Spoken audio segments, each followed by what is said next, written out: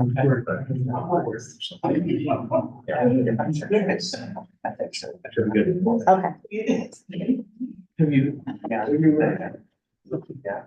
right, for real this time. Welcome tonight. I'm calling this meeting to order. Today's date is May 7th, 2024, and the time is 6:36. Okay. Secretary, roll call. Okay. Chair Bates, right? Here. Vice Chair Fagan. Here.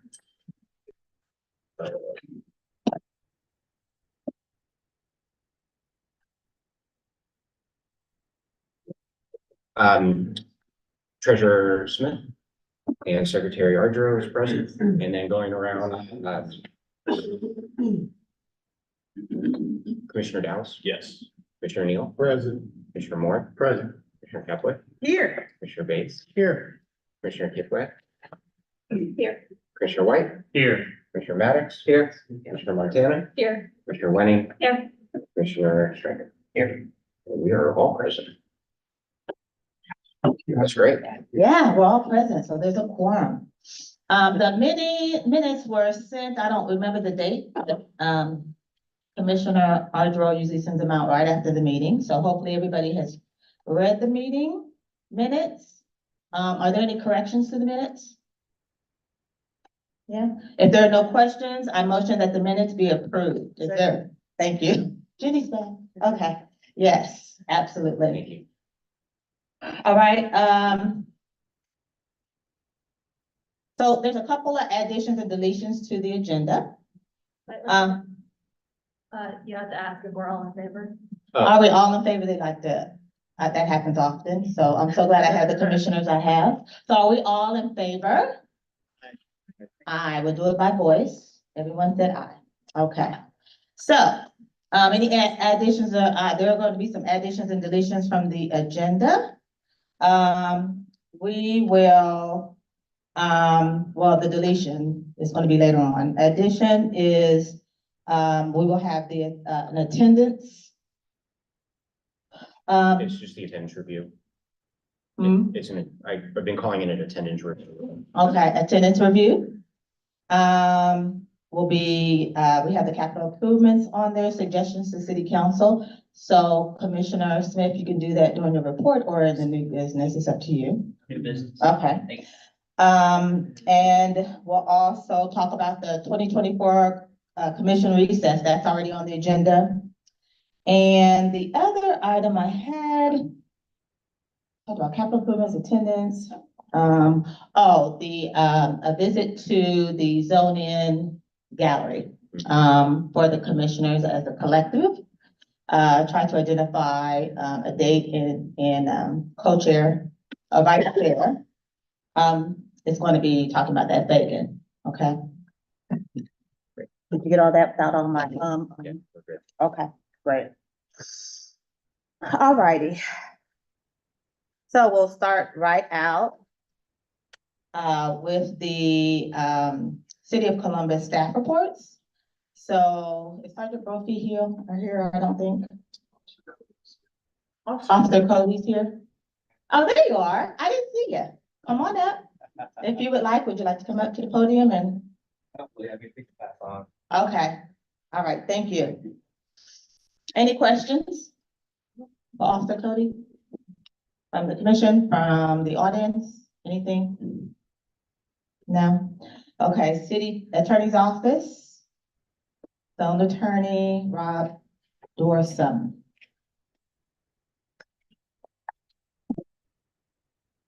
So, is there a working microphone? Here, is there one over there? If you just flip it on the Okay. top row and hold the. It's the switch that says on. Yeah. The separate. Can everybody hear me okay? I don't know if the Facebook folks can. Do you need another one or is that one working? No, it works. Yeah, that's good. So just real quick update for me, I think, at last month's meeting, I mentioned, that the city had filed a motion for contempt against an individual who owns a number of properties in the Hilltop, named Joseph or Laura. Today, city attorney's office, we conducted a probation revocation hearing in one of Mr. Aurора's 2018 cases in which he had been on probation for code violations. He's somebody who owns 32 rental properties in Franklin County, many of them on the west side. And just for the sake of brevity, I'll say there's a long history of sometimes very, very severe code violations at Mr. Aurора's rental properties. I think in part, given that long history, given the breadth of violations of code enforcement, as well as the court's environmental specialist and his probation officer, had identified recently at his rental properties that Mr. Aurora been on probation for 5 years and continues to have very severe violations. 2 properties that were vacated as being unfit for human habitation in January of this year, along with other issues that have to do with deferred maintenance, to use a sort of politically correct term for the problems. Judge Mingo sentenced him to the remaining 175 days that he had suspended in jail today for violating his probation multiple times. Obviously, incarceration of any kind for any reason, it's not a happy occasion. I think from the city of Columbus's perspective, but I think Judge Mingo made that choice. It's a measure of accountability for somebody who has been renting to and arguably taking advantage of lower income folks in our community for a very long time. So I don't have anything else add for today. I don't think. I'm happy to take questions. That came through anything else? Any questions at all from the commissioners? I have a question about the Greyhound station, if you have the update on that. I asked the environmental court folks that, told that cleanup, and they were like, well, we don't really know about that case, but I thought I'd ask you. Set May 20th. I know I sent it in an email to at least Commissioner Smith. I know I wrote it down at least there, and I'm 99% sure May 20th is the date. I can confirm to everyone. I'll forward it right now. Thank you. I appreciate that, but May 20th, I expect the hearing regarding the Greyhound station. Okay.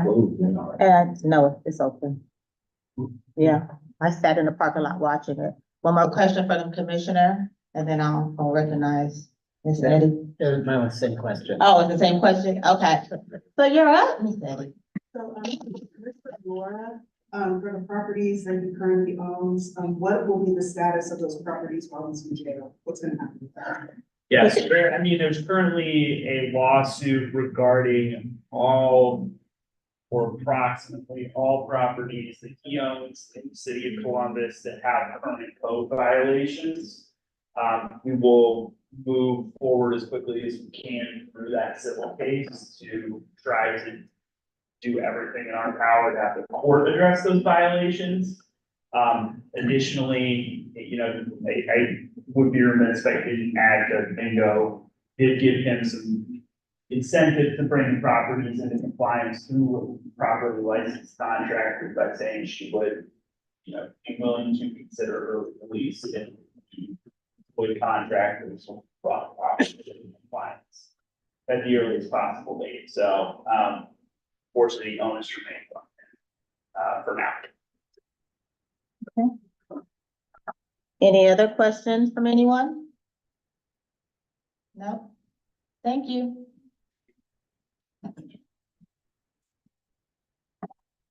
Next up is our own Ola BC Eddie. She is with the Department of Neighborhoods, and she's our West Side Neighborhood Liaison. Good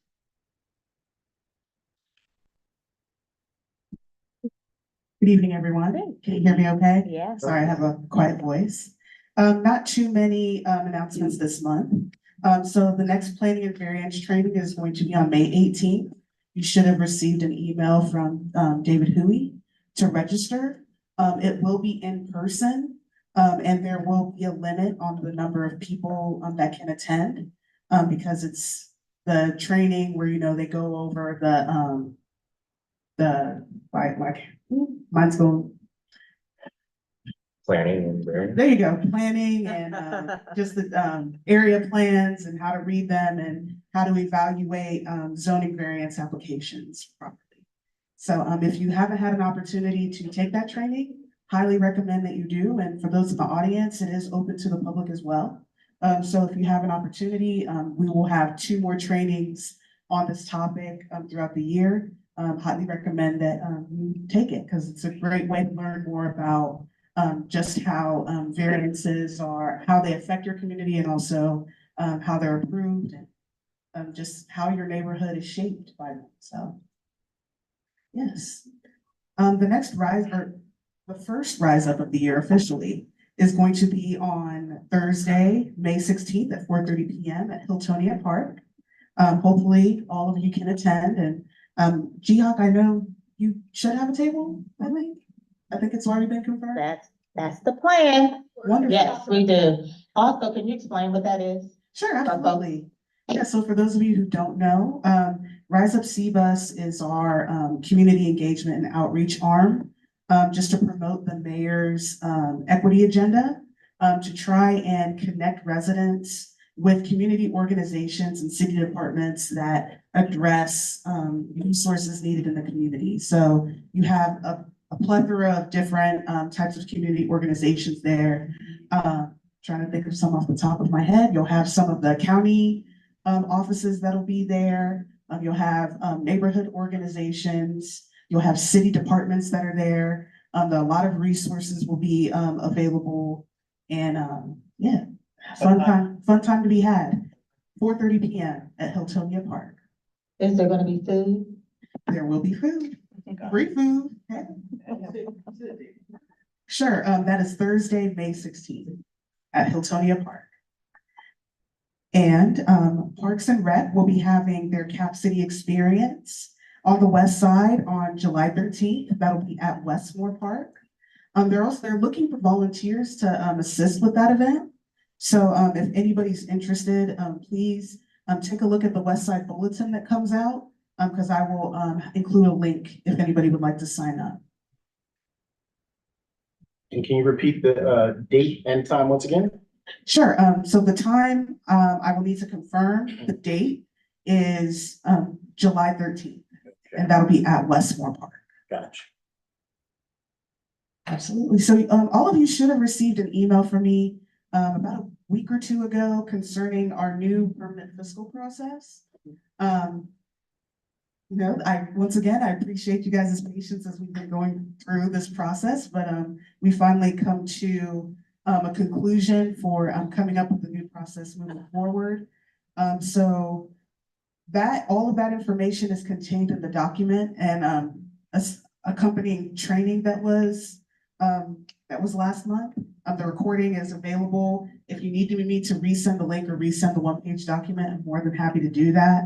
I did want to say that the P cards, the timing for when we liaisons will receive them for you guys to begin using to make the process a lot easier. I think the timeline for right now is August, but you never know what could happen to delay that. So tentatively August, where we'll begin using the P card process. And then finally, the State of the City is set for May 21st at 6 p.m. That'll be at the Lincoln Theater. The doors will open at 5:30 p.m.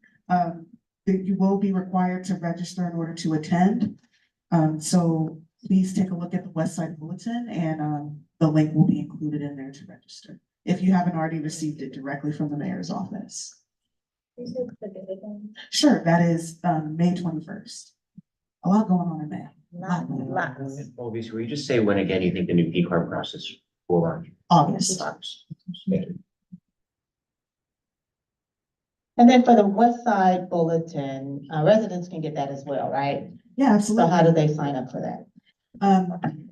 Right now, we're working on potentially getting a constant contact account so I can have people register, just fill out a form so I can add your email to my mailing list. But in the meantime, feel free to shoot me an email with your email and I will add you to the mailing list. So for those who don't know, my email is osedd@columbus.gov. And you can also find it on the Area Commission website.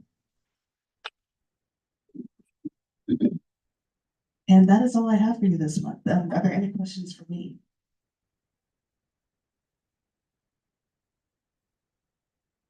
Any questions from the audience? All right, thank you so much. Yeah, you're welcome. Nick is not here, correct? No? Yeah. Okay, so, next we are up with announcements. Does any commissioners have announcements?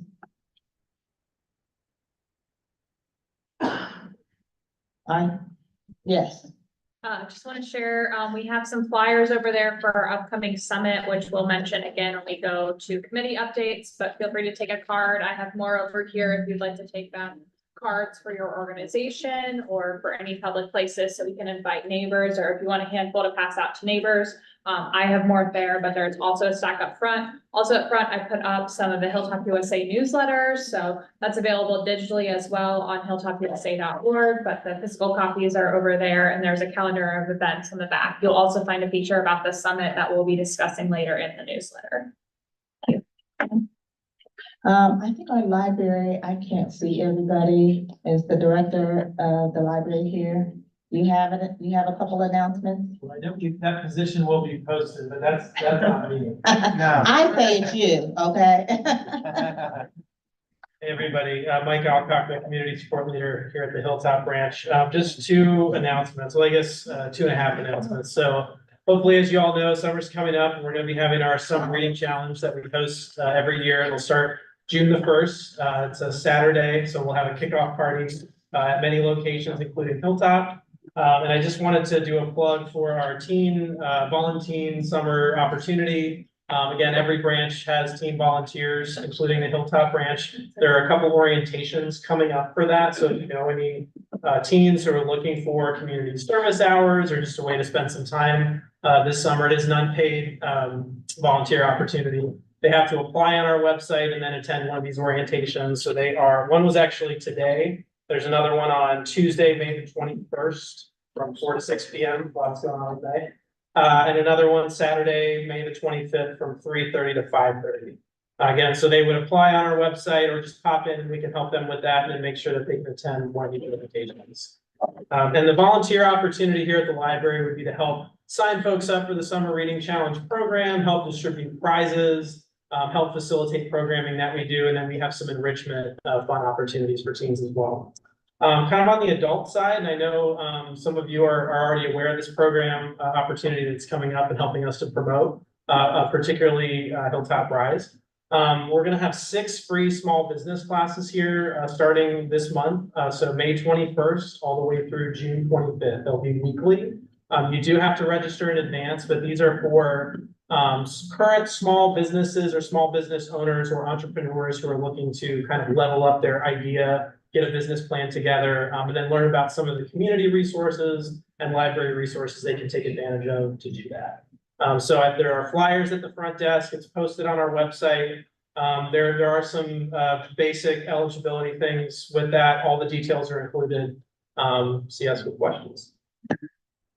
I have a question for you. Is that, do all the libraries have that program? Because some folks here are not from. So it's a grant program that we're doing in partnership with a few different organizations, but it's kind of our first blush at doing branch-based programming through our business and nonprofit resource center out of the main library. So the first cohort was at the main library, started in March, and then this one kicks off here at Hilltop this month, and I believe we're going to do another one in late summer, early fall. Okay. Not sure where. Any other questions? No? Thank you. And I'm sorry, I didn't get through all the commissioner announcements, so I see your hand, Joe. Go right ahead. Okay, thank you. We want to make sure the community is aware that Columbus City Council's next West Side Council meeting is scheduled for Thursday, May 30th at 6 p.m. at the Hilltop Early Learning Center at 45 Clarendon Avenue. Come out and meet your commissioner or your city council. Any others? Do you have? Just a quick announcement. There are tornado watches tonight until one AM. So, if something were to happen here this evening, the places to go to shelter would be in the bathrooms or go to the back of the building to the right is where they would ask us to go. Just wanted to make that quick announcement. Thank you. Appreciate that. Keep us safe. Yeah, absolutely. He's our safety chairman. Yes. Sorry to. Sergeant at all. Apologies, there was one announcement that I forgot to mention, but I don't want to steal anyone's thunder in case it's going to come up during committee. There was an update sent about the Mount Street resurfacing project. I was going to say, but go ahead. No, you're up. Go for it. All right, right. So, we received an update that, the resurfacing project, is set to begin in July with the concrete curb and, the concrete curb and ADA ramps, will be installed, beginning July 4th through the 12th. And the resurfacing itself will take place between the 15th and August 6th. So the signal is going to be replaced at Mound and Wheatland. A pedestrian beacon is going to be installed, and they're still in the process of finalizing the design, so there may be some slight changes. But yeah, for July, look for some improvements to the West Mount Street corridor between South Wayne and Central Avenue. Thank you.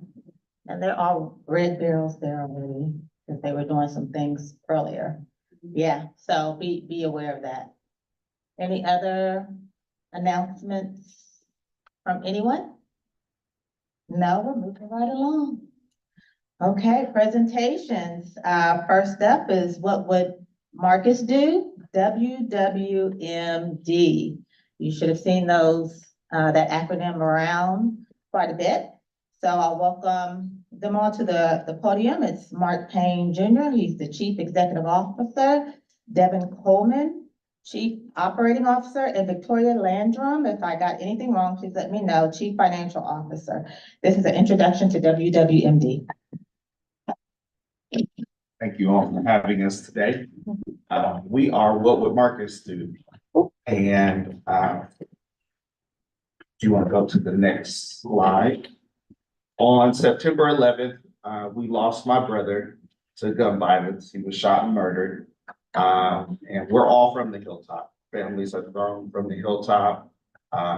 Grandparents moved from the South, settled here on the Hilltop. So that's our area that we loved here. And Marcus had a desire to help out the Hilltop.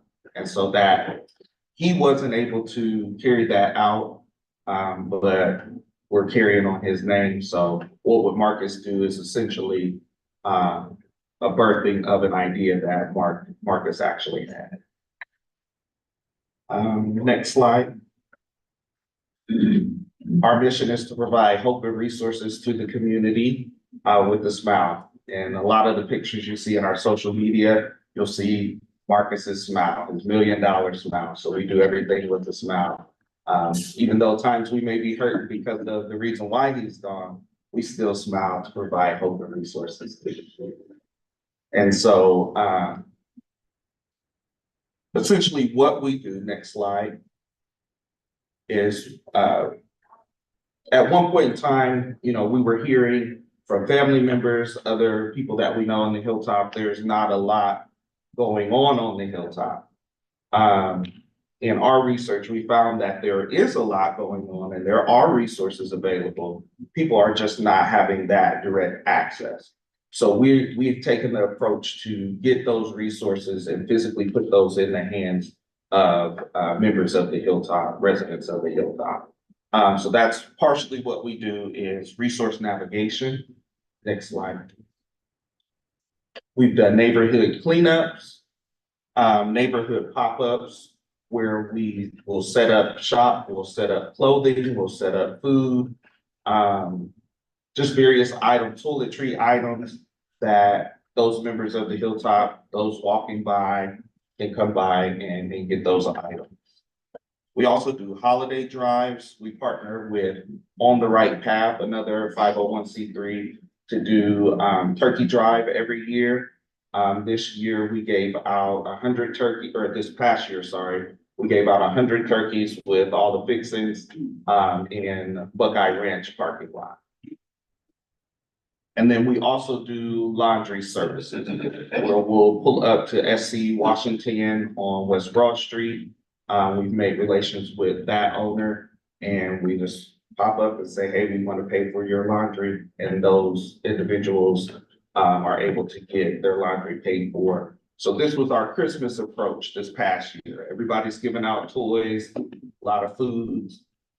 Laundry still has to be done, you know, you still have to have clean clothes, so we took a different approach this year. So. Next slide. All right.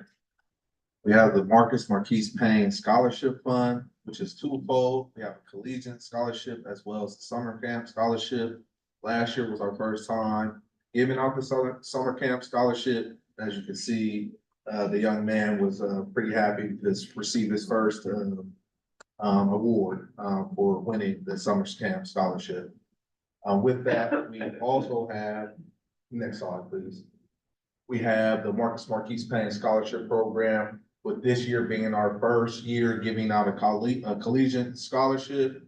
Application open on May 1st. Closing date is on May 11th. For more information on that, you can go to www.md614.org. Again, that's www.md614.org for the information on that, as well as being able to apply for that scholarship. Next slide, please. Coming up soon, we have the MP Empowerment Academy, which is going to teach not just for the youth, at all ages, but we definitely want to tackle the youth and get them going in the right space and the right mind frame early, which is going to teach them financial literacy, life skills, career development, and then leadership development.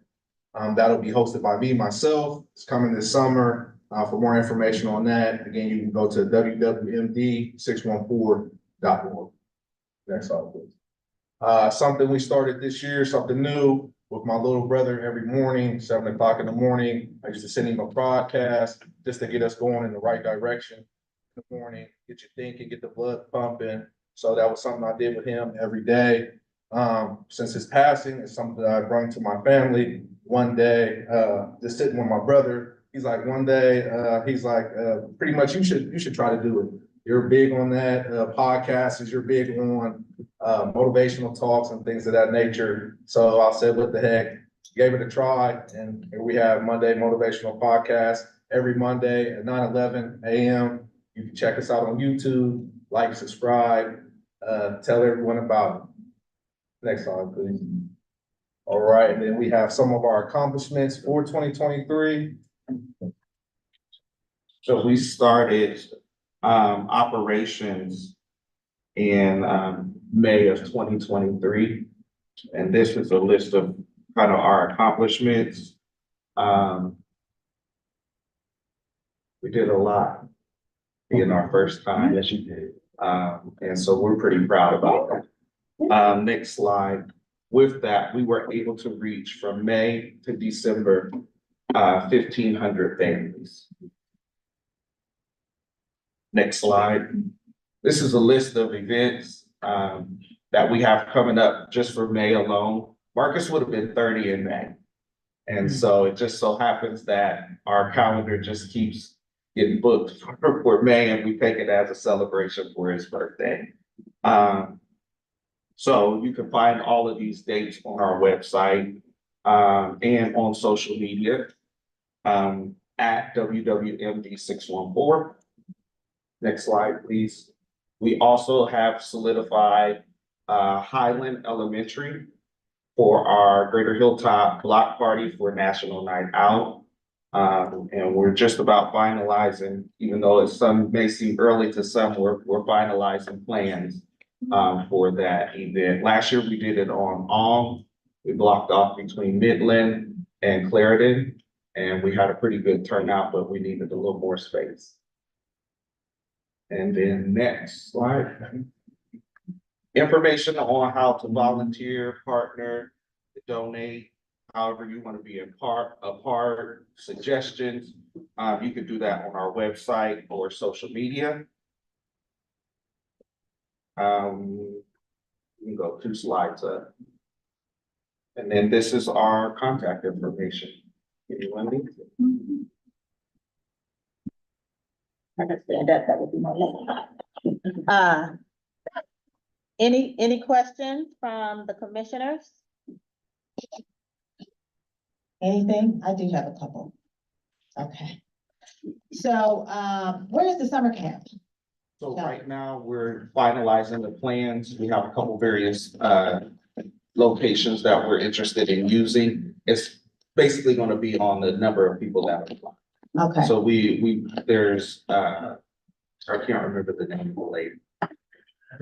The Eloise Center. okay, We work with her with certain events as well, so. okay.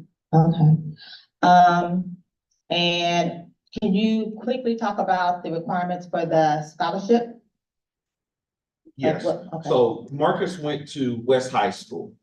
And so we want to target West High School. We all know graduation rates, we know the stats. We want to kind of bring a little bit more light to West High School. So one of the major requirements is they have to be a graduate of West High School, 3.0 GPA. And Marcus attended Columbus State and OSU. So those are the 2 schools we want to do a scholarship for. We realize that this year is the last year for those students to have a full ride to Columbus State. However, we have a dollar amount set that we want to be able to give to do a gift card with the book store at Columbus State, to where if they need to get books, you know, whatever's in that store, they can get for themselves since their college is already paid for. Okay. I have one more. The MP empowerment, was that what it was called? That's the summer camp. Oh, that's, okay. Okay, so I asked you that one already. My apologies. And then the block party, what's gonna be happening at the block party? I like block parties. So I said earlier, it's Marcus's 30th. So why not have 30 different vendors? We're about this close. We have City of Columbus gonna be there. Highland Gardens is gonna be there. Just all police and fire will be there, fire trucks will be there. A number of other organizations will be, Office on Aging will be there. We'll have food. Last year, we're gonna keep with our theme of giving out school supplies, so that'll be there. There'll be music, giveaways. We're excited about it. I just wanted you to talk more about that because I like a good party. It's you know? gonna be a great Okay. party. Okay, yeah, I like a good party. There's a question from a commissioner. No question, but I just like to say that the Payne family, I'm proud, swell with pride, because they're from the original J. Ashburn Junior Youth Center. And Lawrence Funderburk had a scholarship program at the center. And he was a young man that went through the program himself and went on and graduated from the Ohio State University. And, you know, I have a connection with the family going back with the J. Ashburn Youth Center from the beginning, Clarendon Avenue. So I'm very proud of them and what they do and what they continue to do. And their example of excellence in the Hilltop community and the family has been extraordinary as far as what they represent for our Hilltop community. Thank you. I have a question. Go ahead. Not necessarily a question, but, Yeah. So you talk about. so do you guys remember that one street that you guys shared, Ong Street, or is it Ong Avenue? Can you give a brief info about that street?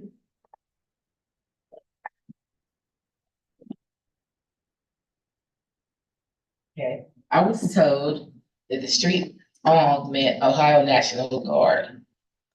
So that represented the Black people that were in the Army. And so I didn't know that at first, so, and that's what we learned at the beginning of. Okay. Any other questions from the audience or anywhere? Thank you very much. Thank you. Appreciate all your work you're doing for the Hilltop. Yeah. Absolutely. Absolutely. Next up, we have Equatus Health.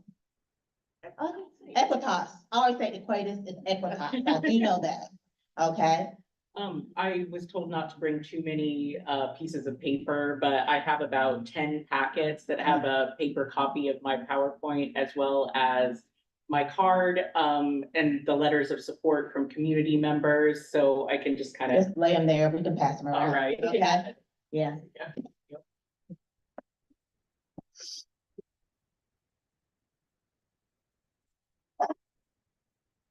Right, this is working, okay.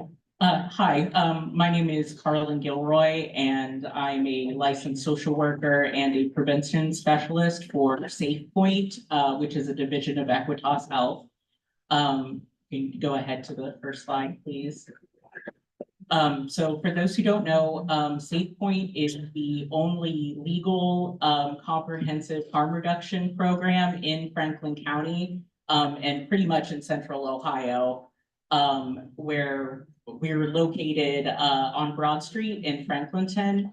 And what we do is provide a non-judgmental environment for adults who use drugs and would like support. A syringe exchange is usually what we're called, but we also provide other sterile supplies, including wound care, risk reduction counseling. We do benefit navigation, like helping people get enrolled in Medicaid and food stamps, linkages to other resources throughout the city and county, helping people get medical care. And then we also do HIV and other STI screenings. We started in 2016. For a while, they were in the Short North Medical Center, and then we've been at our current location for about 5 years now. And just some quick numbers, in 2022, we facilitated the safe disposal of 900,000 syringes that might have otherwise ended up on the street. And then our participants reported saving 2,500 lives with the Narcan that we distributed. And Narcan is the opioid overdose reversal drug that recently is now available over the counter in drugstores, but can be prohibitively expensive. So it's still important that we're distributing it for free throughout the community.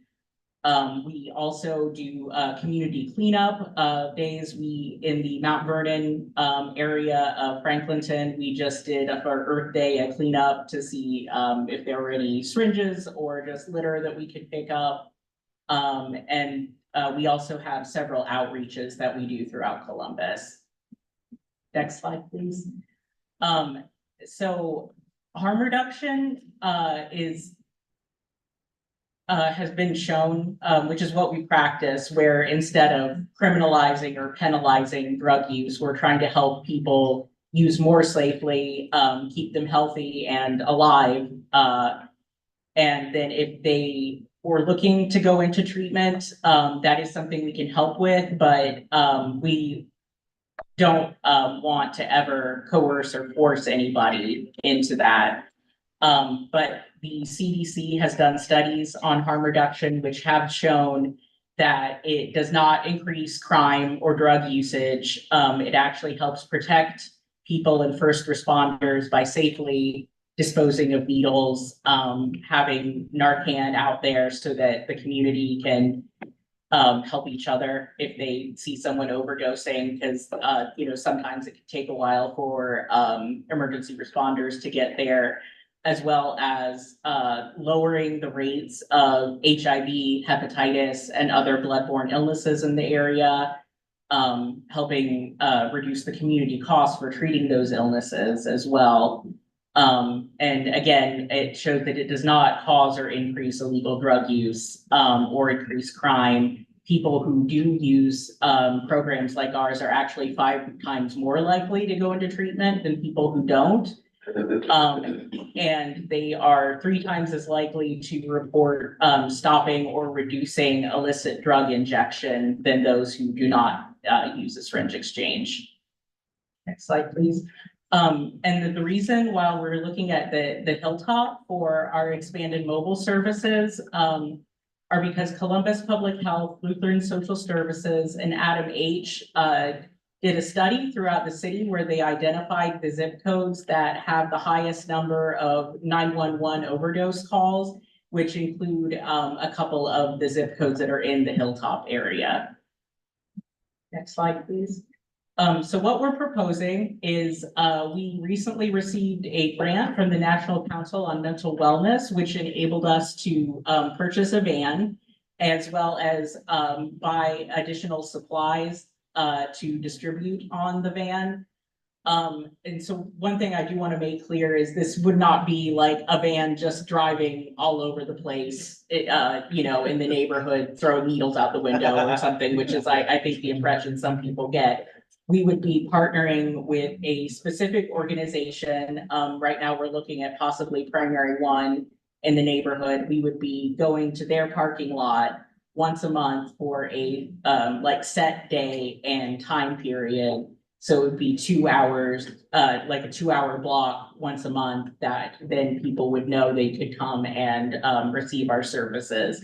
And that would be the only place we are in the neighborhood. Next slide. So we do want to know want you to know that it would not cost the neighborhood anything, that the Council on Mental Wellness is providing the funding as well as the funding we get from Columbus Public Health, which also operates as our oversight, Franklin County Public Health and the Ohio Department of Public Health. As I said, it would be a 2-hour block for a set period once a month. And our goal is to serve about 30 people per service day. And one of the reasons we're looking to expand with the mobile is that a lot of folks may have trouble getting to the brick and mortar location at Safe Point. Either they don't have a car, they may not be able to afford bus fare, which is why we wanted to take it to different areas of the city. We would only be serving individuals 18 and over who want to improve their health outcomes if they're using drugs, or maybe they're not using, but they just want to get HIV, hepatitis C, or other STI testing, or get connected to healthcare, do some wound care, and we would do that as well. We are already providing this service in a few other areas of the city, in the south side, and then also downtown with, we're at the Lutheran Social Services, as well as a Primary One location, and the Community Medical Services on South High. This work has also been done for several years already in some other cities in Ohio, including Cleveland, Cincinnati, Carroll and Dayton, and in Lucas County and Toledo. We would just be offering the syringe exchange, risk reduction counseling, which is telling people ways to lessen their risk of overdose or lessen their risk of harm from drug usage. Wound assessment and treatment, the STI testing that we can do on the mobile, as well as referrals if it's something we can't do, healthcare navigation and linkage to care. We have like a set list of resources for each area we were going to be in, with like low cost or free healthcare options available in that area, as well as doing the community cleanup days in the areas that we're operating in.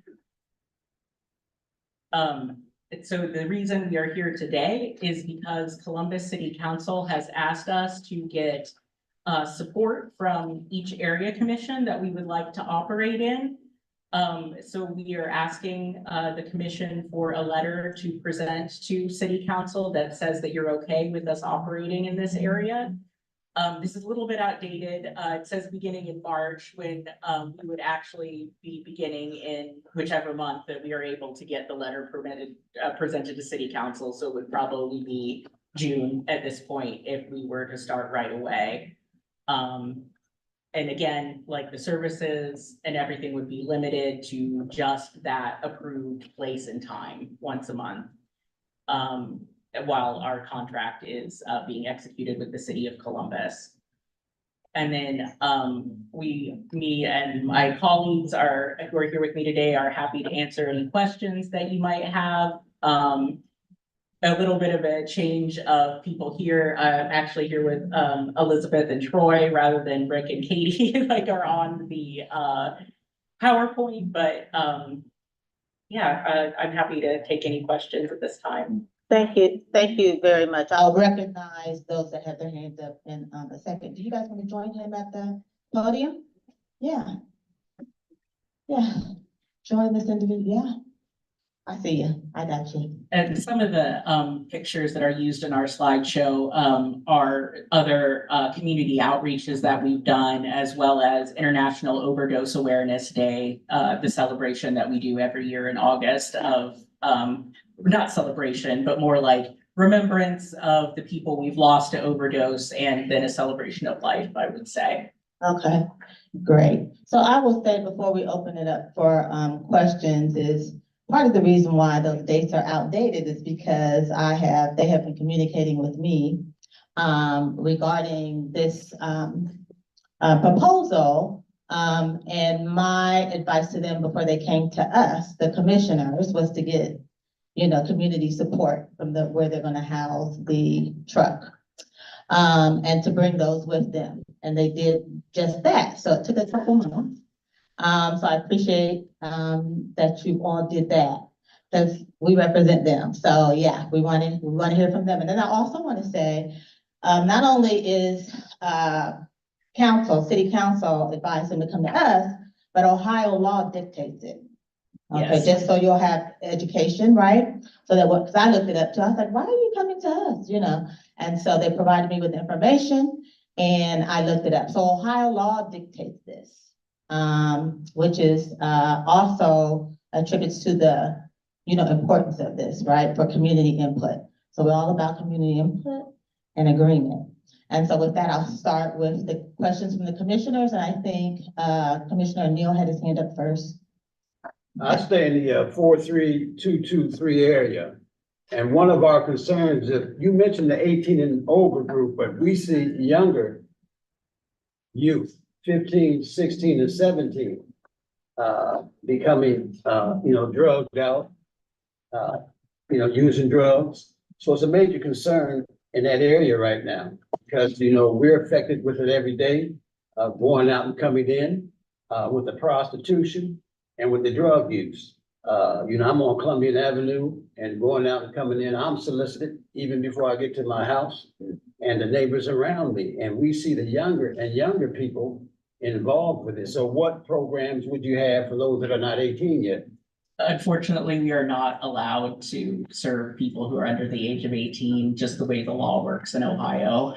I agree with you. I wish we could. But do you know any programs that are able to?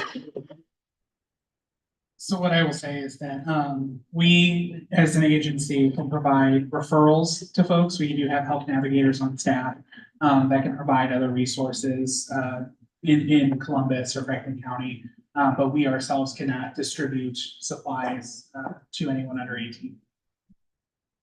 Okay, but that, I think Commissioner Moore had, was that the same question? Or? Well, building on what Coach Neal shared, my concern would be around case management, and that you're only here twice a month, it sounds like. And the number of people that probably have more serious needs or ancillary needs, and wondering what we're gonna do to kind of triage that. Especially with us already having a brick and mortar health clinic right on West Broad. Is there any plan to integrate or to kind of work with what's already here, so that you're not working alone and that we're trying to leverage some level of collective impact? Yeah, one of the groups we are working with is Primary One Health. We make referrals to them a lot because they do have a sliding scale fee and take Medicaid, Medicare, and other insurances that people with low income are likely to have. It's possible we could be actually in their parking lot if they give us permission to do so here. For more complicated case management, we would probably have to have someone make an appointment to come to our brick and mortar store to meet, our location, to meet with, one of our health navigators, at that point. We do provide bus passes on, the mobile, so if someone needs to be able to come to one of the med centers or to Safe Point's regular building, we can give them that. Commissioner, oh, that's right, I'm sorry. Commissioner, are you ready? Yeah. So, Commissioner Audra, I'll recognize you. Thank you very much. Thank you all for being here. This is really important work. I see, and thanks for including the 3 letters of support that you did. I'm curious if you reached out to any groups and have been turned down for letters of support, or general sentiment that you're hearing either from other groups or in the community. You don't have to name any specifics. Yeah, I did reach out to a few more, Greater Hilltop community groups besides what's in the folder and didn't hear back from some of them. Not like a no, just not, and then, with some follow-up, still didn't hear anything. That could just be they're busy, or maybe I had outdated contact information, something like that. We have presented at a few other area commissions that have turned us down, but we've also presented at 3 who have given us permission at this point, Franklinton, the South Side, and,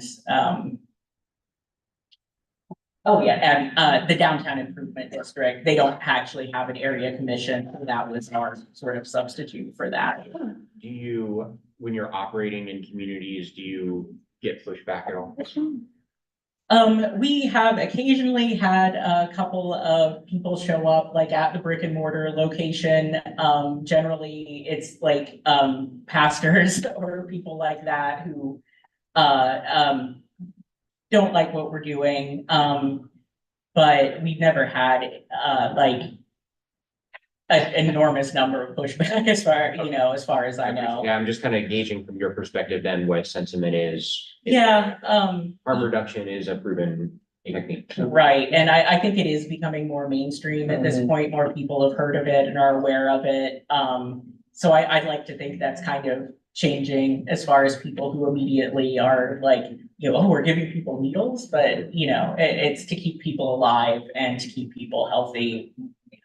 Just one follow on, sorry, this will be the last. If I or anybody here is walking through my local park and happen to spot, the little orange cap or a sharp or something like that, are you also available to call? In addition, we're always at putting your 311, too, but do you respond to that if we find like hazards and sharps?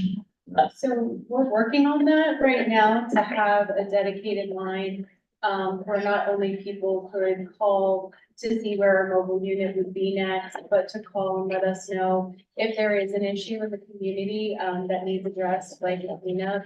But it is part of our goal as safe communities that we serve and do cleanups regularly.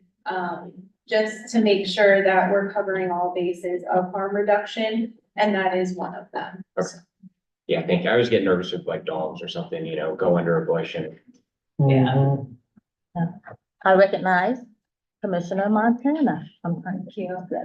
Just a clarifying question. So, I work with the Hope Resource Center and I recently volunteered with them and they had that Throstel mobile bus. So what is it different because this is the shortage exchange bus? Yes, previously we were able to go places to hand out things like Narcan, wound care, other supplies that weren't restricted items like the needles. So just, and we still do that too. We go to a few places once a month, the Net Care parking lot, Van Buren, the women's shelter there, and we, just to be able to give people Narcan, to let them know that we're available if they need help with things, and just, hygiene supplies, things like that too. This would expand the Right. services. Right. And our medical coach will still go to the Hope Center. Okay. It goes to different places that we do. It has an actual practitioner on board who can prescribe antibiotics, things like that. Commissioner Whitting, and then we'll go to Commissioner Fagan Vice Chair Fagan, and then we'll go to the audience. We're required to give needles, to get needles. So when someone comes to us for the first time, we're able to give them a certain amount to get them started with, because a lot of times they're not sure what they're supposed to do. And then after that, we match what people bring back to encourage them to bring back what they use. But we will give people 30, like if they don't have anything to bring back, because there are situations where like people are living on the land and their things get stolen, including their used sharps, or they have an interaction with law enforcement and they get confiscated, things like that. So we try to do a happy medium of providing people with what they need if they are in a circumstance like that, as well as encouraging them to bring back their used syringes so they don't end up, where someone would possibly, get pricked or something like that. And what is the requirement or what's the legal requirement that city council approves the location you're gonna be in? Right, with the permission of community groups. So we have approval from city council in Columbus to operate as long as we have the approval of the area commissions that we want to work in. So they give us blanket coverage, and then we have to go to the individual commissions to ask for approval and support. Yeah, so it's actually multi-level, right? So you have the law, you have city council, you have commissions, and the commissions require resident endorsement. So it's pretty thorough. Quick question, if it's okay. So this, you said why the hilltop, the number of deaths that are occurring as a result of overdoses. So connect the dots for me. So how are you gonna be evaluated? You said serving 30 people by doing what? I mean, do you have like some outcomes that you need to report on? Yeah, like, people would do like a visit is generally what we call it, where someone comes in, they're like, hey, I have this sharps container of used needles, there's 50 in here. We're like, oh, okay, thanks, we take it.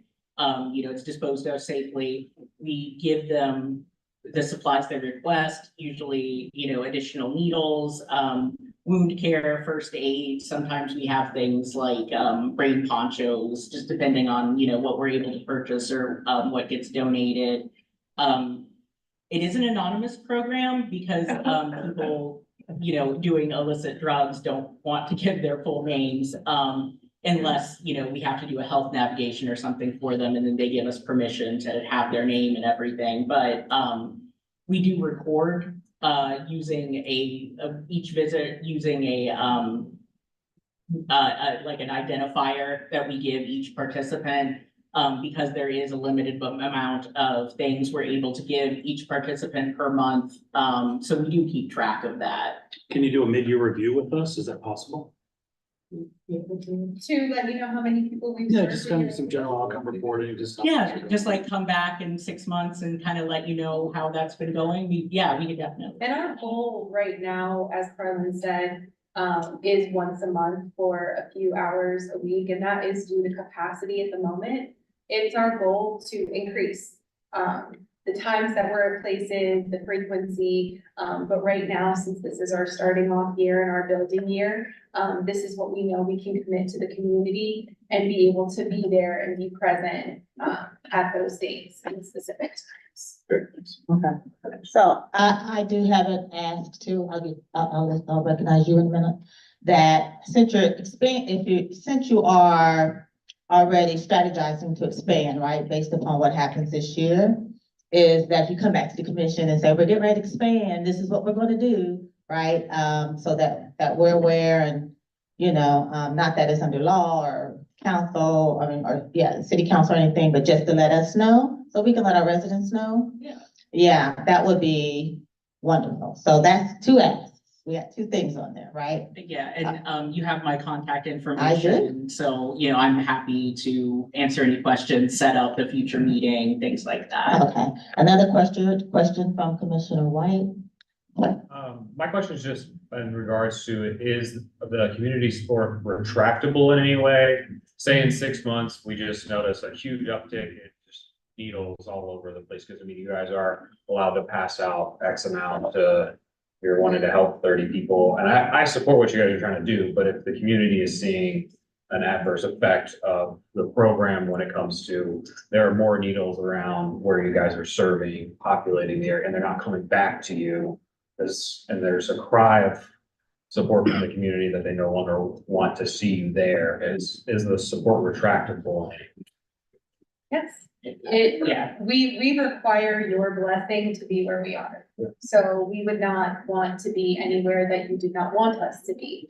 But I do think it's important to stress right now, not only in this building here, like Carlin said, we will be in one specific location for a specific number of hours once a month. But your approval also does give us that ability to expand, to be able to come back to you and say, we have other partners in different zip codes in the Hilltop Commission that would like to have our mobile on site. And your approval gives us permission to do that expansion. What was the question? Sorry. That's okay. What was the ratio, like how many are they issuing, how many get returned? Okay. So we have the ability on the mobile unit, because of its size, to provide upwards of 100 syringes to a person per visit. But like Carlin said, if they don't bring anything back, we don't want anybody to leave empty-handed, because that either means they're going to potentially reuse ones that they might have somewhere else or share with someone else. So we definitely want to be sure we're at least giving a small amount for them to go with, if they don't bring anything back. But we try to match 1-for-1 as best we can. That's why we call it a hybrid. But the max that we can hand out on the mobile unit, because of its size, is 100 syringes. But in order to get 100, they would have to bring back 70. Yes. Because they'd be like the 30 we give you Yes. plus what you bring back. So we're not giving out enormous numbers of syringes without requiring that they are brought back. Some are brought back. Any other questions from the commissioners? Any commissioners? No? Okay, so any questions from community? Yes, ma'am. So there's homeless people all over the place with I see the Kroger's, and then I see them on the south side, the community garden. And there's like Jordan's across from here, and there's Here to Serve on the south side. How are you gonna get the word out to the homeless people that are all over the place about your one location? And did we get them shot? We can give them sharps containers to bring back their used sharps in. So a lot of the folks we see are unhoused, and something we've noticed is word travels very fast in that community. We get people from all over the city right now who are coming to our brick and mortar location. We do put out on social media, like where we're going to be. And we're, hoping to, we haven't done a lot of advertising for the mobile yet, just because it is just getting started, but we do have people coming so far. And yeah, just, we let people know when they do come to the brick and mortar. We're going to be putting it out on our social media channels, at our partners. Like, we work with Here to Serve, we work with Jordan's Crossing sometimes, and we let them know what's going on so they can tell their folks as well. We actually have a group from here that their bus broke down recently, so they haven't been out in a couple weeks, but they will bus their residents to Safe Point once a week so they can get services without taking up a bunch of space for our normal program hours. So we do try to work with those communities already.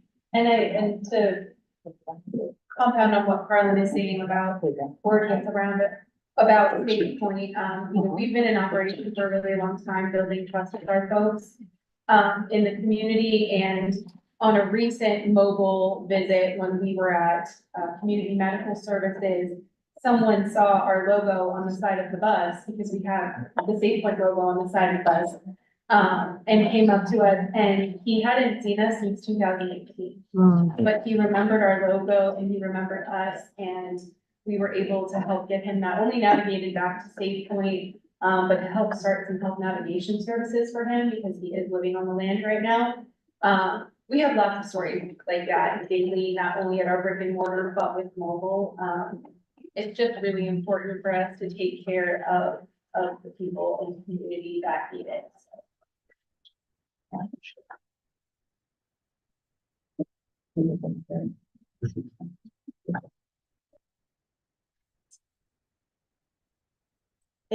Is there any other questions from our attendees, our community? Can I say something real quick? Oh, yeah, you ready? So I'm starting to hear some skepticism.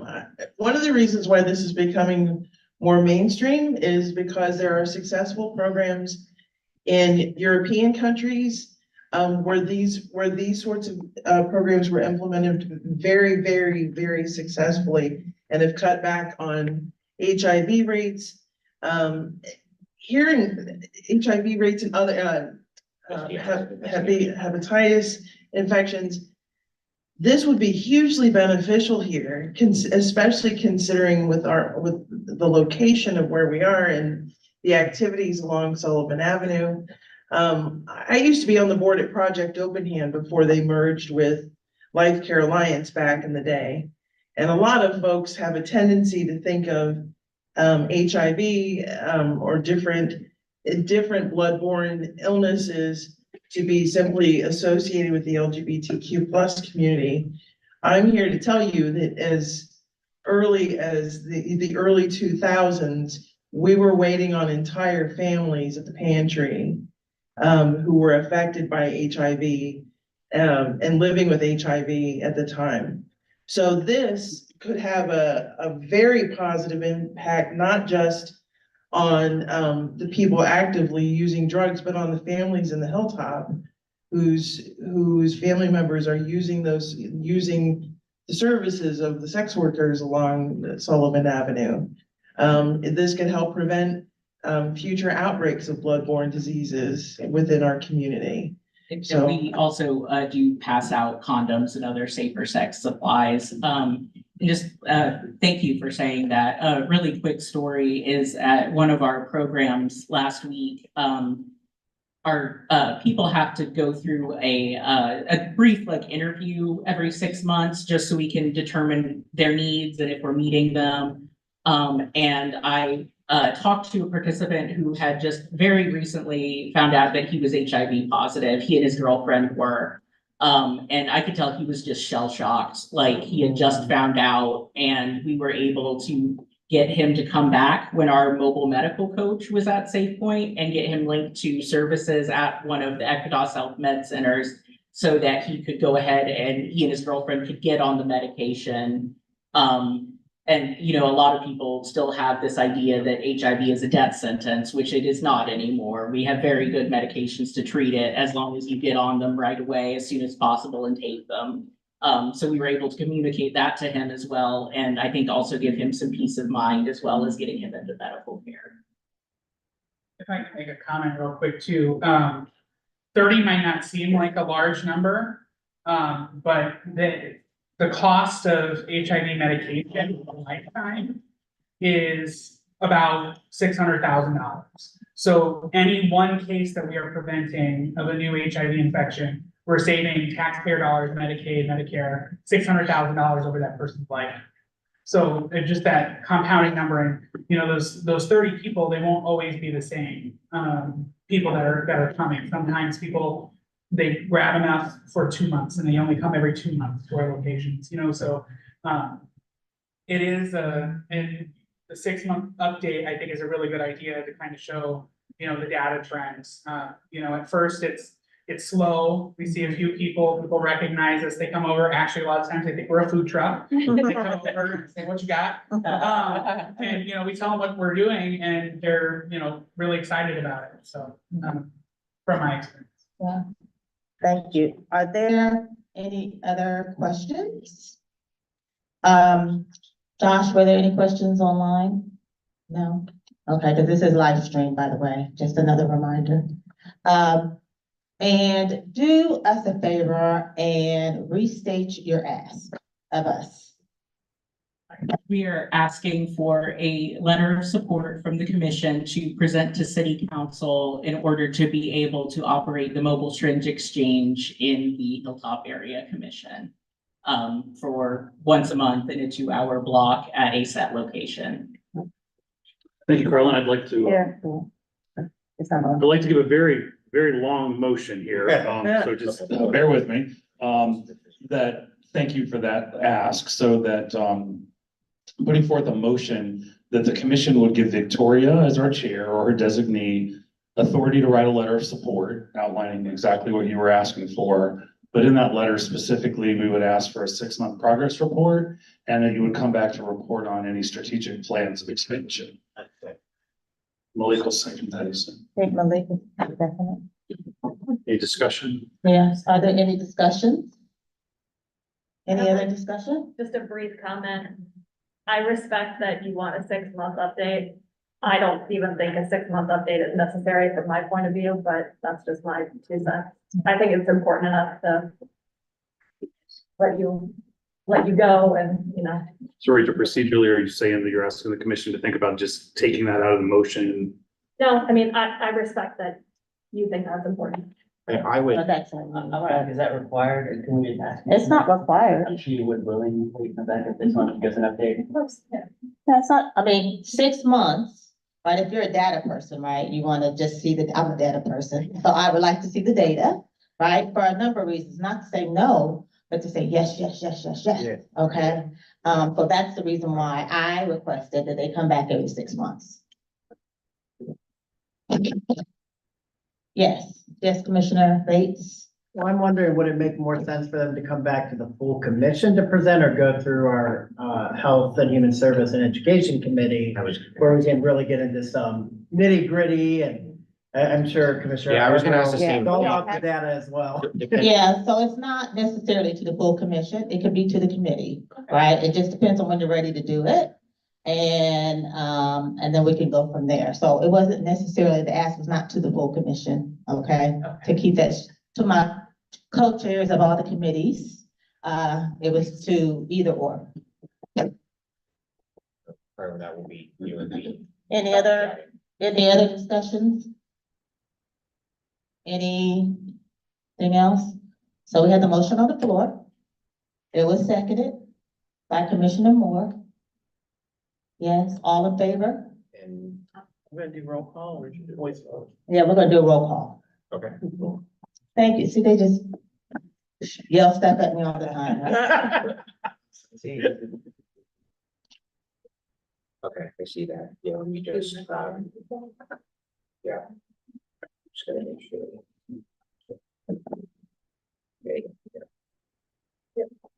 Okay, Vice Chair Fagan, you made the motion. We'll go to you first. But yes. Okay, and Chair Bates Fry. Yes. All right, and then I'm just gonna move from my left, looking over at Dean Smith Yes. and Commissioner Dow. Yes. Commissioner Neal, Definitely, yes. Commissioner Moore, Yes, sir. Commissioner Kepler. Yes.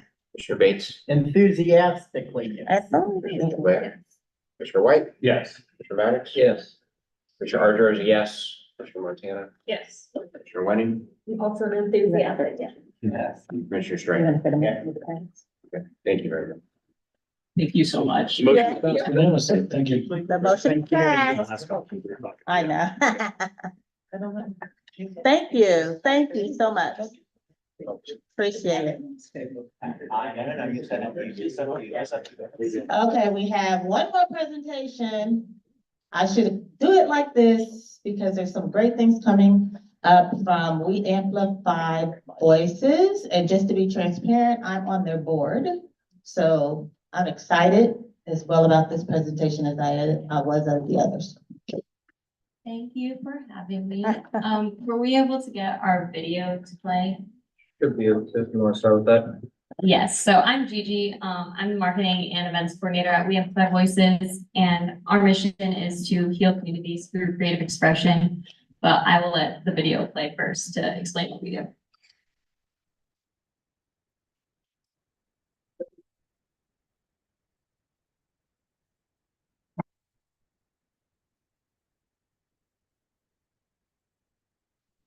At WAVE, our mission is to heal communities through creative expression. We bring people together with artists to share their experiences, emotions, and ideas, and collectively turn those conversations into art.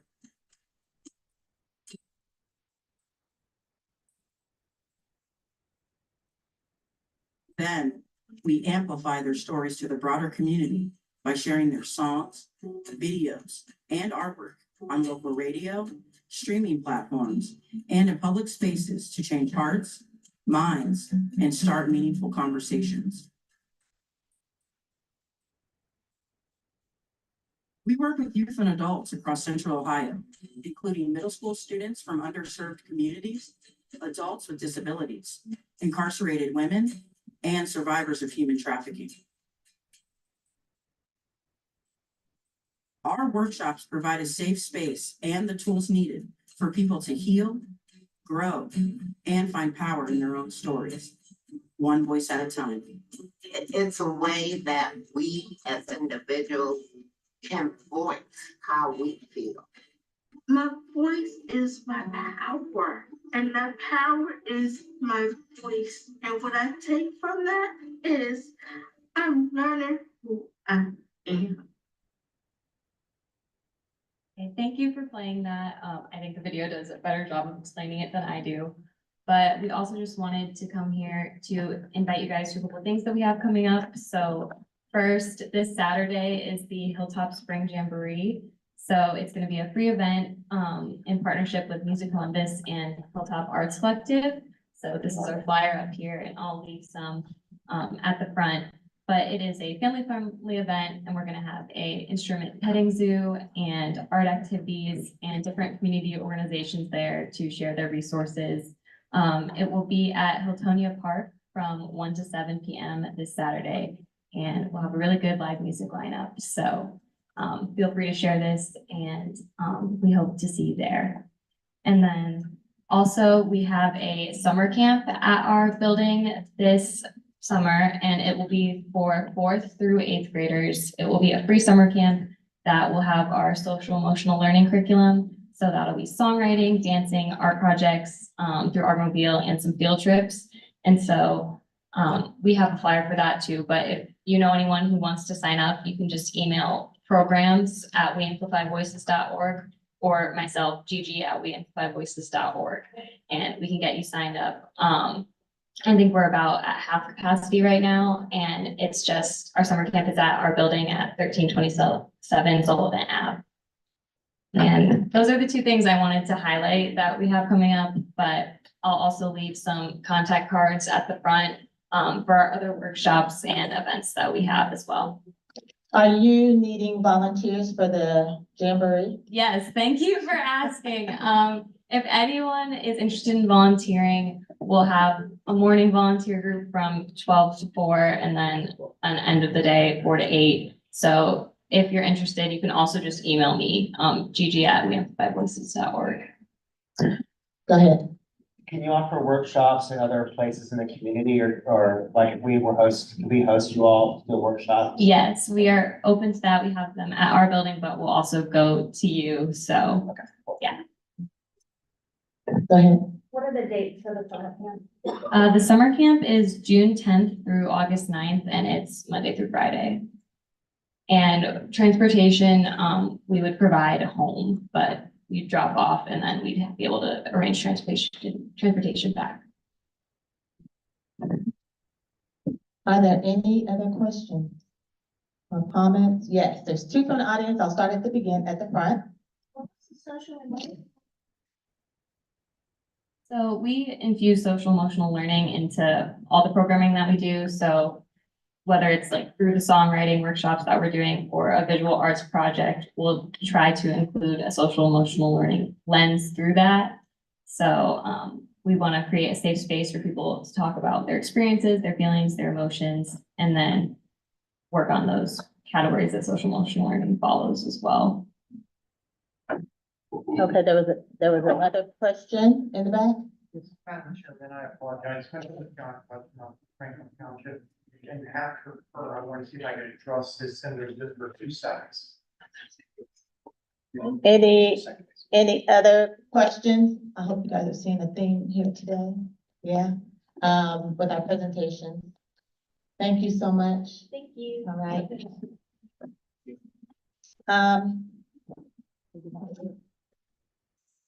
Oh, I know. Commissioner on my left and said, look, Mojo Flow's coming, so I'll just say that. I'm forgetting, yeah, because it's, yeah, Saturday, that's the deal. Yes, you can address quickly.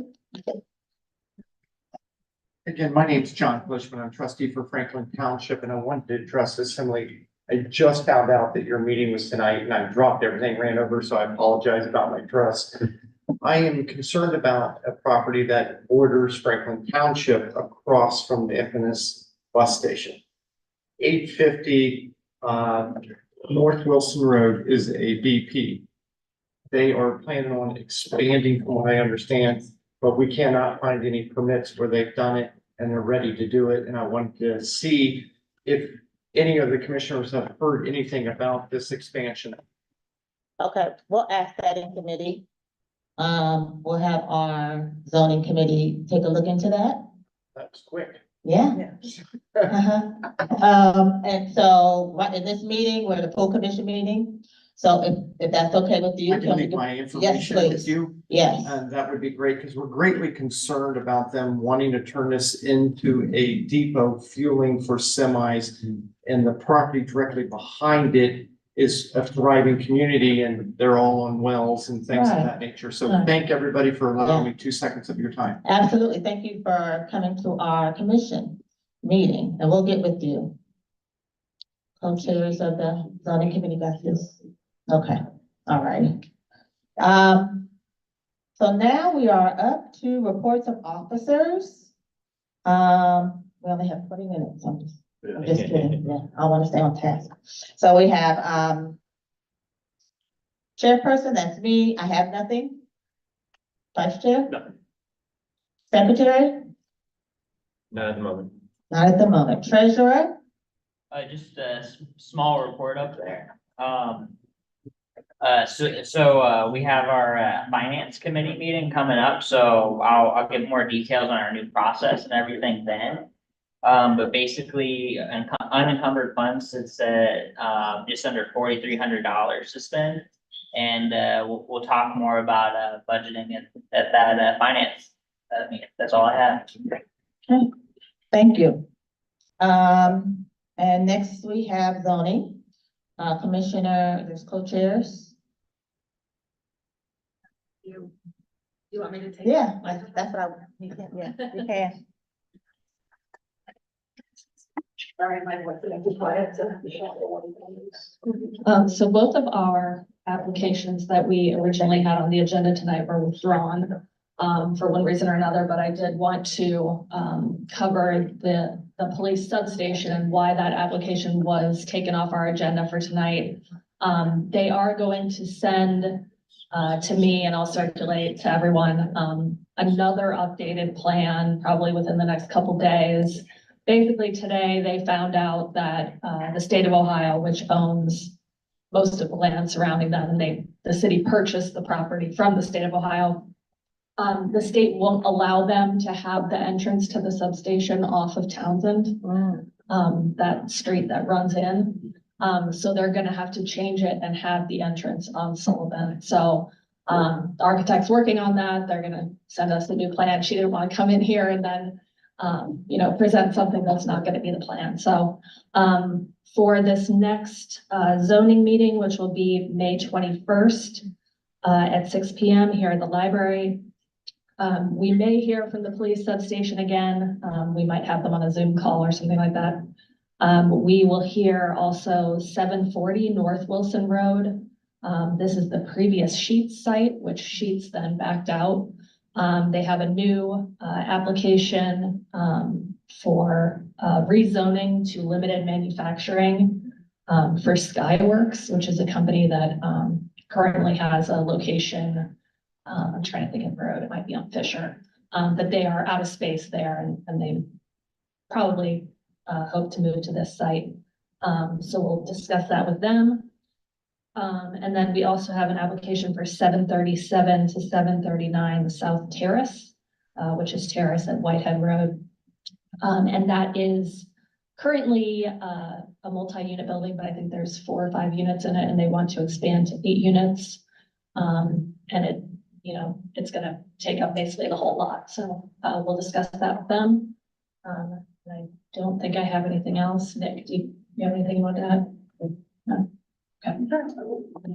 I'm looking at that DP station right now, but I don't see anything yet. So I think it would, you know, if you have an opportunity to come to the committee meeting, you may want to come to the zoning committee meeting. And when is that? When's the next one? The 21st, 6 p.m. here at the library. Okay, did you hear that? 21st, 6 p.m. here at the library. What date? The 21st. 21st. Yes, sir. Okay, next up is community relations. Commissioner Maddox. Oh, okay, we're gonna defer to Commissioner Montana. Yes, I ran the meeting because Commissioner Maddox was out of town for our last meeting. So updates that we have from the Community Relations Committee. The big thing on our agenda was planning for our summit, which is coming up. It's about less than a month from today. Again, we have some postcards over there and I have some additional ones here to get the word out. It will be on Saturday, June 8th at Briggs Road Baptist Church from 10 to 1. We're gonna have a robust agenda. We're gonna have a panel about the future of the hilltop and then tabling opportunities with about 20 tables and then some different discussions. One that will be on public safety and then the other about the future of parks. So our main agenda item was discussing the details of the summit. And then we also discussed different community events that we'd like to participate as the Greater Hilltop Area Commission. And so all the commissioners should have received an email from me about this. And it was a Google form requesting you to fill out when you are available for community events. I also went ahead and did it the old fashioned way. So I wrote down the events that we had discussed. And also added a couple that were mentioned here tonight. So the ones that we're looking at having a table at or having a presence from GHAC are the Rise Up events. So the one on May 16th, the one on July 11th, and then also September 19th. The Hilltop Bean Dinner, Summer Jam West, and then I've added 2 National Night Out events, one with What Would Marcus Do, the other the South Central Hilltop event. And also the Highland Youth Garden Spring Festival. So if you have any additional events that are coming up this summer and early fall that you'd like to add, there's space for it at the bottom. But if you know you can volunteer for one of the events, please put your name on this and I'll follow up with timing and how we will contact the representative of the event. So if you could do that for me, I would appreciate that. And again, I have flyers. We have, we amplify voices on that. We can add them. If you want to add them, that would be wonderful. And then Add them. I do have a request for a motion. I don't know if that should be in new business or if it could just be from the committee. We had, yes, the letters that we ordered, we realized there's not envelopes to them. New business. You'll do that in new Okay, business. sorry So about that. That's okay. Don't, I'll write it down right now. I didn't know until tonight. That's okay. No, that's all right. Government and legislation, Commissioner White. Oh, We did meet, we briefly discussed, the selection packet.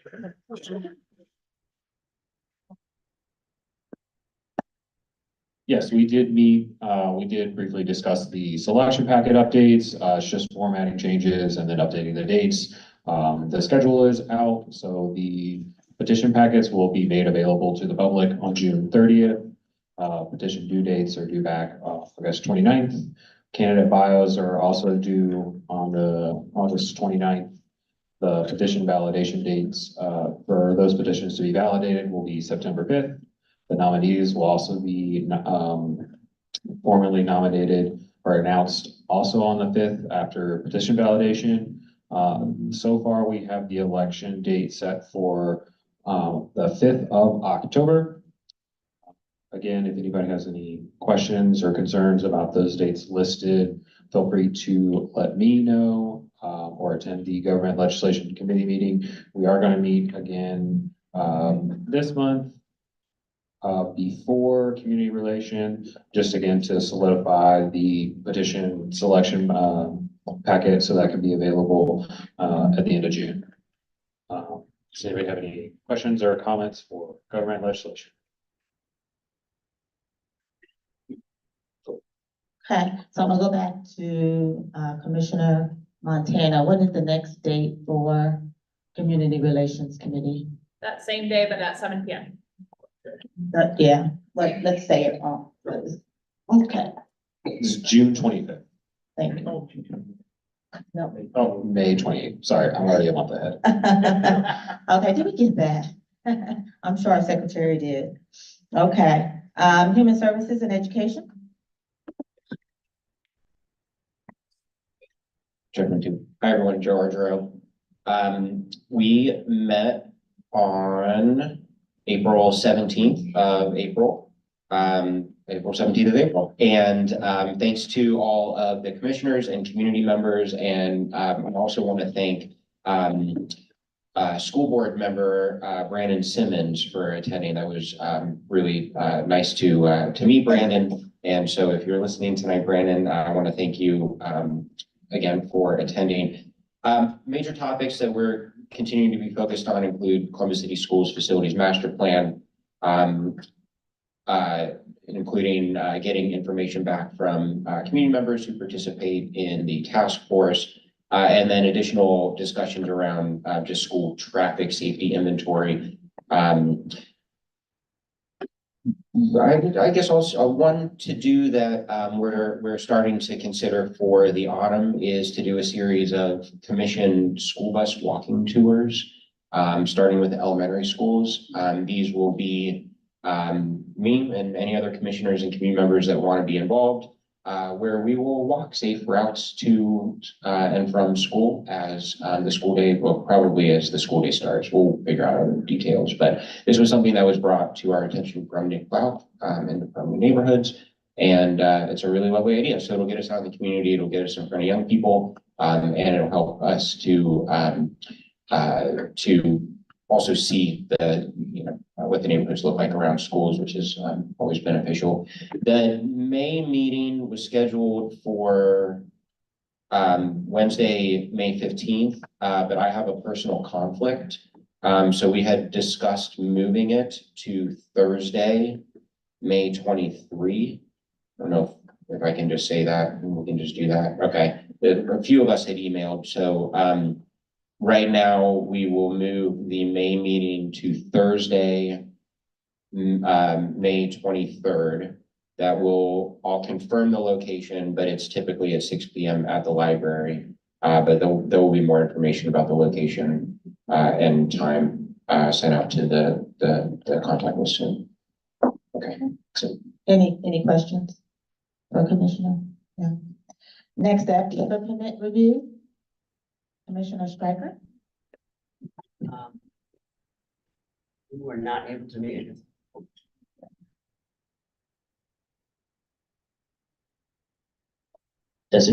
We were not able to meet following the last zoning committee meeting, but I do plan to meet at our following the next scheduled zoning committee meeting to discuss an outreach campaign later in the year for liquor permits.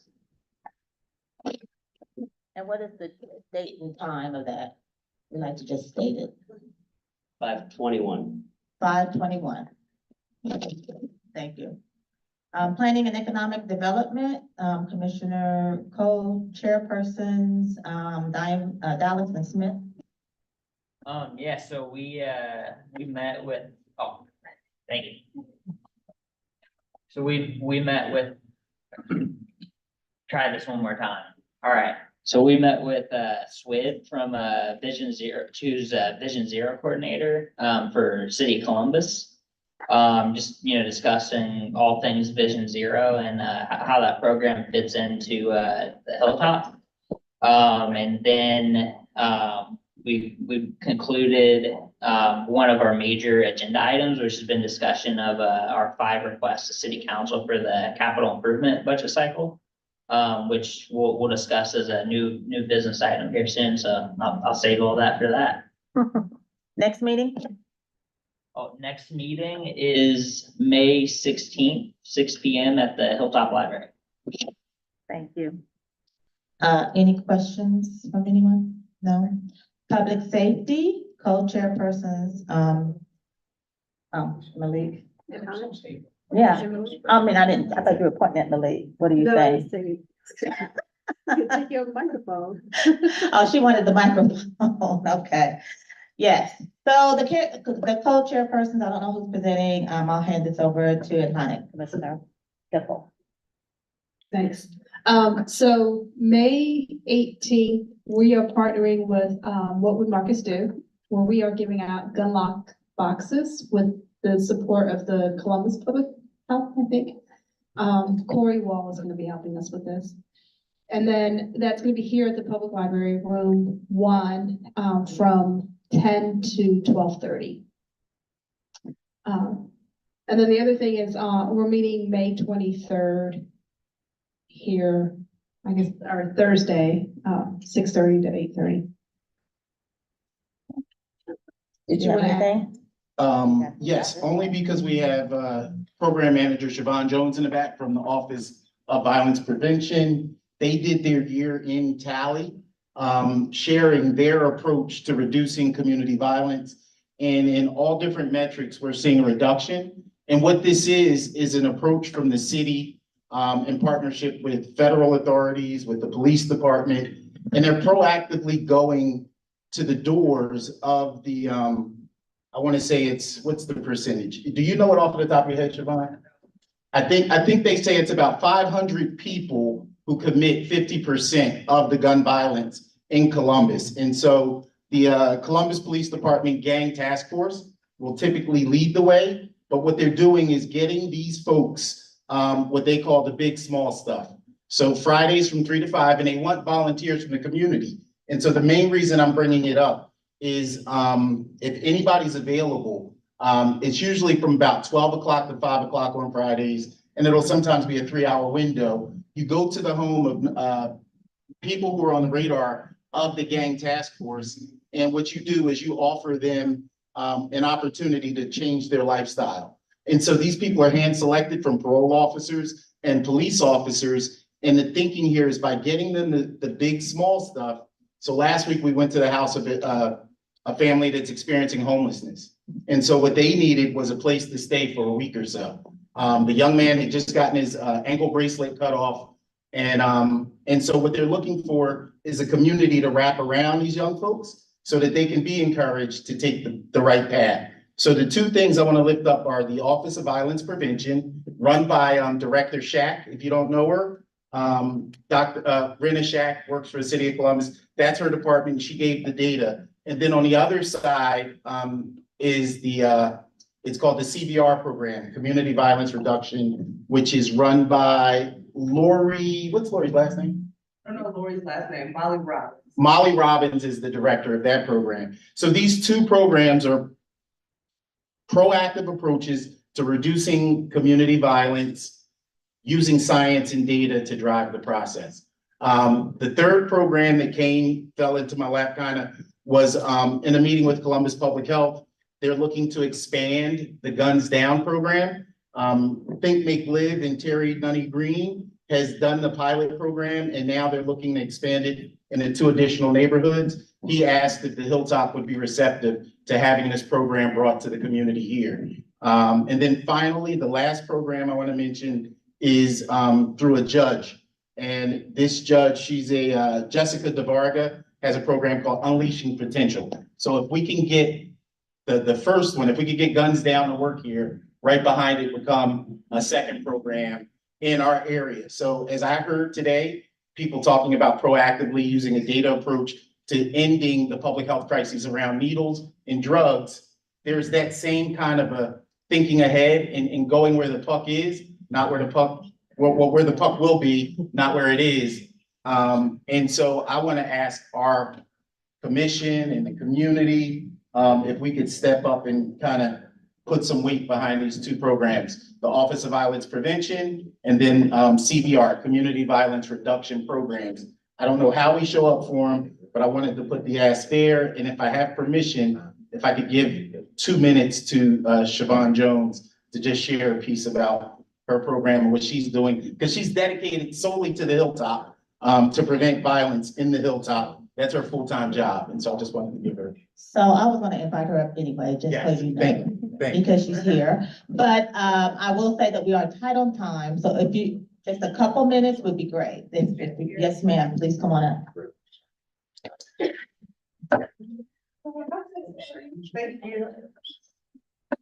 Thank you all for your time tonight. As Mr. Moore stated, my name is Siobhan Jones. I currently serve with the Office of Violence Prevention. I work close with the police zones 3 and 4, that is the West Side and the University and Short North Districts. The main objective with our office is coordinating the city-funded program. So we work closely with, like you said, CBR, CRPD, Urban League, C&D. Those are the programs that do neighborhood intervention services. They go into the schools, they go into the homes, they intervene with individuals that are criminally justice involved. Right, so they're offering wraparound services, like you said, we're helping with paying rent, we're offering pro-social activities, we are offering trauma-informed care through CPH because they have social workers and clinicians. We are just trying all that we can in that approach to reduce and combat violence, right? We are not enforcement, we work closely with the police still do their job, we do not carry weapons. We are much more in the strategic programming area, right? And the reduction of violence. We've done gun buybacks with the police, but moving forward, what we are really going to be doing is putting our effort and dollars into programming. So programming is not yet city funded. If they're grassroots and they are doing the work, we are looking to make those collaborations happen and lift those groups up. So that's what we are currently doing at this time. And I have our one pager, if I could leave that with you all. Absolutely, leave it with us, please. What I would encourage the public safety committee to do is have some of these programs you're talking about, commissioners, they come to your committee meeting and speak with you there. And then perhaps we'll invite you to the full commission meeting. Yeah, that would be great. But I just heard that you're going to be at our summit, correct? Yes, ma'am. Okay, and so is what would Marcus do, right? I can't remember if I asked Wade to come, but I think I did, but they'll perhaps be there too as well. So our summit again is June 8th at Briggs Road Baptist Church Auditorium. Okay, so I'll be happy to see each and every one of you there. Okay. Last but not least is Recreation and Parks Commissioner. I turned it off. Thank you. Thank you. So we did meet last month for Earth Day. We were over at Wilson. We did pick up, I think, 2 full bags of trash just around the park. We will be meeting next Saturday at Glenwood. We'll meet in the parking lot first, do the upper level, and then we'll make our way down to the lower level. And then I do want to give a brief update on, excuse me, I got my park names mixed up. Somebody help me, the one off of Sullivan. Hold on. Han, so there's too many of them. We have a lot of parks. Too many parks. Just kidding, we don't have enough.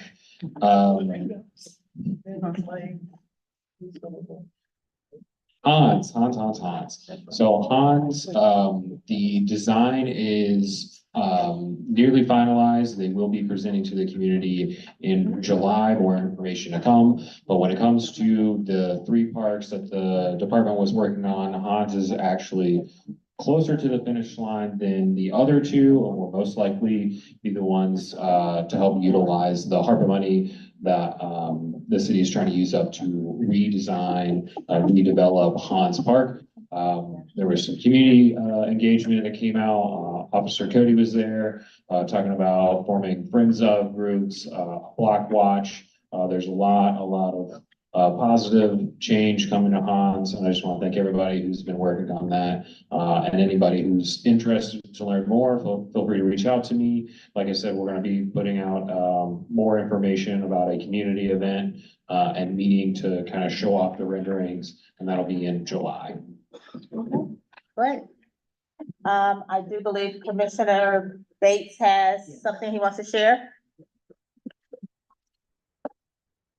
As a member of the Parks Committee, Parks and Rec Committee, I want to just make sure that people in the room were aware of a great success from this past weekend. Over at Westgate Rec Center, the children of the Westgate Rec Center's Children's Theater put on Matilda Jr.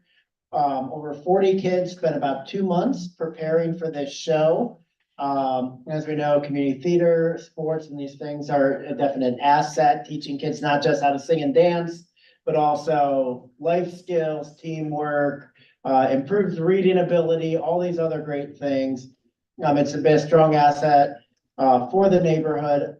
Also, it's important to remember, we had over 300 people show up every single night for that show, filling the auditorium at our rec center with people, and not just many people from the hilltop, but also family and friends who came in from out of town, and community members from Hilliard, Dublin, Clintonville, all over this central Ohio came to watch these kids perform. And they truly were revolting children. If you're familiar with the show, you'll get that joke. But I would like to issue a congratulations to Stephanie, Malcolm, and all the rest of the Westgate Rec Center staff for an amazing show and performance, and all the kids that were involved. Yeah, let's give my hand.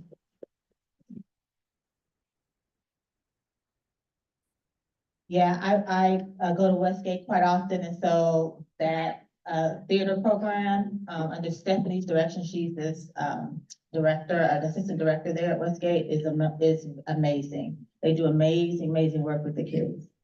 That ends the reports of the committee. We do not have any unfinished business, but we do have new business. There's about, I added some things there, so we're just gonna go with that. Let's see, let's do envelopes first. Yes, envelope. Yes, I did, yes. Okay. We, motion to approve thank you cards. The thank you cards have arrived. They did not arrive with envelopes, which I did not know until I opened the box. We need envelopes to actually put them out into the community, so I would like to motion that we spend up to $200 on envelopes per the request of our neighborhood liaison. Second. Are we sending those individuals? Whatever. Yes, the request was specifically for volunteers who come to the Rec and Parks cleanups, but we would also like to use them for the summit. To all residents in the hilltop? I'm sorry. No, for like thanking people for being a part of a cleanup, or thanking for someone for speaking at the summit. So you made the motion, so the motion again is To buy up to 200 envelopes. Okay. Then I We said, can't use Then you this said- postcards? Sorry. No, we don't. Yeah, that's just thank you card. I said, we can't use it as a postcard? That you can use, no. It folds. Yeah, Either- Any discussion? wait a minute, I'm gonna, there was a call. No, I just didn't know if there was like an area that you just put a stamp and a home address and maybe not. Yes, it's a foldable card, so we just thought it would come with envelopes, and LBC said that if they did not come with envelopes, that we just motion to buy envelopes. Because the print shop probably would not be able to provide those, so that would be an additional cost. I don't think it will cost $200, but just up to $200. Any other, there we go, any other discussion? To the question, is this something that the city's print shop might have? And that we could order through the city? We ordered the cards through the print shop, and it did not come with envelopes, so I would Right. assume that maybe they don't come with it. So they do have custom envelopes. I just remember them. Have to order that separately, but the print shop does have envelopes. You would just let me know what kind of design you want on them. Like, do you want it to say GHAC and put an address or something like that? It literally just came to mind. And do we qualify to have a postage-free indicia mark, or do you have to have a certain 501c3 to have that? I have no idea. I can find that out. Okay. So like some nonprofits can mail free. I didn't know that either. I've worked at a nonprofit for 7.5 years. Okay, so do we still need the motion if they can be ordered for the print shop? Yeah, so you will need the motion just for how many envelopes you would want. And then, you can follow up with me for what design you want on it, because I know they make custom envelopes. Okay. They just didn't come with no. They didn't come, okay. If we have, how many did we have games? Like 500? Or more? 300, we got 300. You just wanna ask for up to 200, even if it doesn't cover all 300. I mean, probably usually 300. Right. Yeah, up to $200 for 100 envelopes. Yeah, I think the idea may be too, if, like, we have someone that, you know, did something special, we just want to give a thank you to, could use for that as well. So in those cases, I know for me personally, and it's up to each commissioner, I would hand it to them, right? We're talking about community engagement and then engaging the community and making sure they know who we are. That's a good way to do it as well. So I agree with the number of envelopes, because I think we should be handing them out most of the time, unless it's a big group, right? Okay, so it was motioned and it was seconded. Any discussion? No? All in favor? Okay, any opposed? Okay, the motion is carried. Okay. So I'm trying to mark off all this new stuff I have underneath new business, so we have that. Let's talk about capital improvement. Sounds great. Anyone got a mic? Yeah. All right. Oh, yes, Thank you, sir. Mark. Appreciate it. It's George.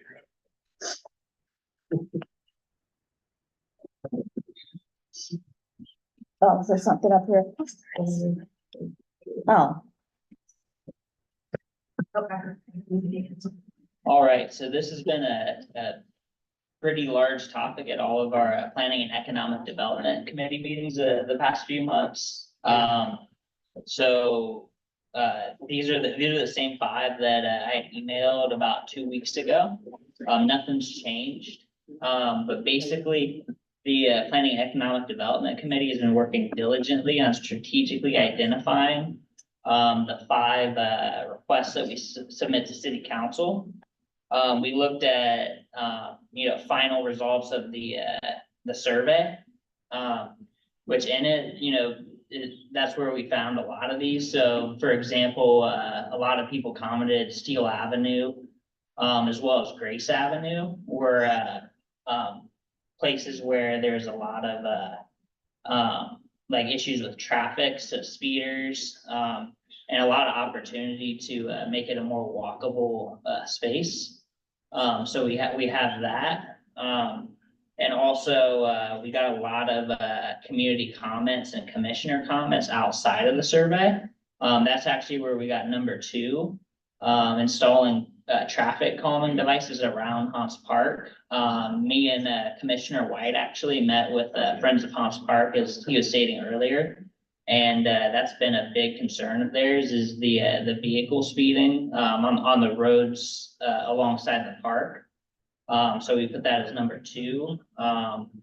And previous year suggestions is another thing we looked at. We also looked at what projects and funding are already programmed. And so, there's obviously a lot of needs that we got in the survey, and you drive around, you can tell what the needs of our community are. But there's a lot of items already programmed. Like, for example, most of the streets in the Central Hilltop area are scheduled to be repaved in the coming year. So the city's going to spend about $13 million to resurface a lot of the streets there, and also in South Hilltop. And so that's why you don't really see any street resurfacing projects in there. Other things we looked at were, typical funding sources and what some of the projections are for that, and also including a diversity of departments. So you'll see we have 3 for public service, 1 for rec and parks, and 1 for public utilities. And so I think we think it's really important to have a diversity in all of that, just because there's in certain years there's more opportunities from other departments and so on.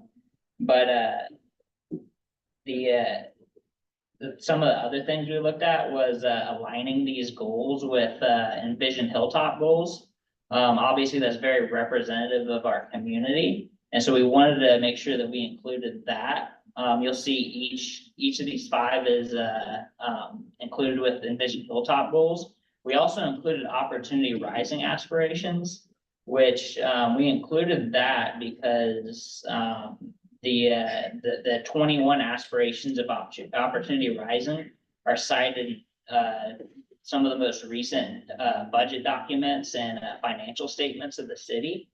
And so, we think that any suggestions, that are budgetary that we suggest should, be tied to those aspirations as well. But I can go through the list real quick. I know I didn't hit on all of them. So we talked about installing sidewalks and traffic calming devices on Steel Avenue. And then number 2, we got install traffic calming devices around Hunts Park.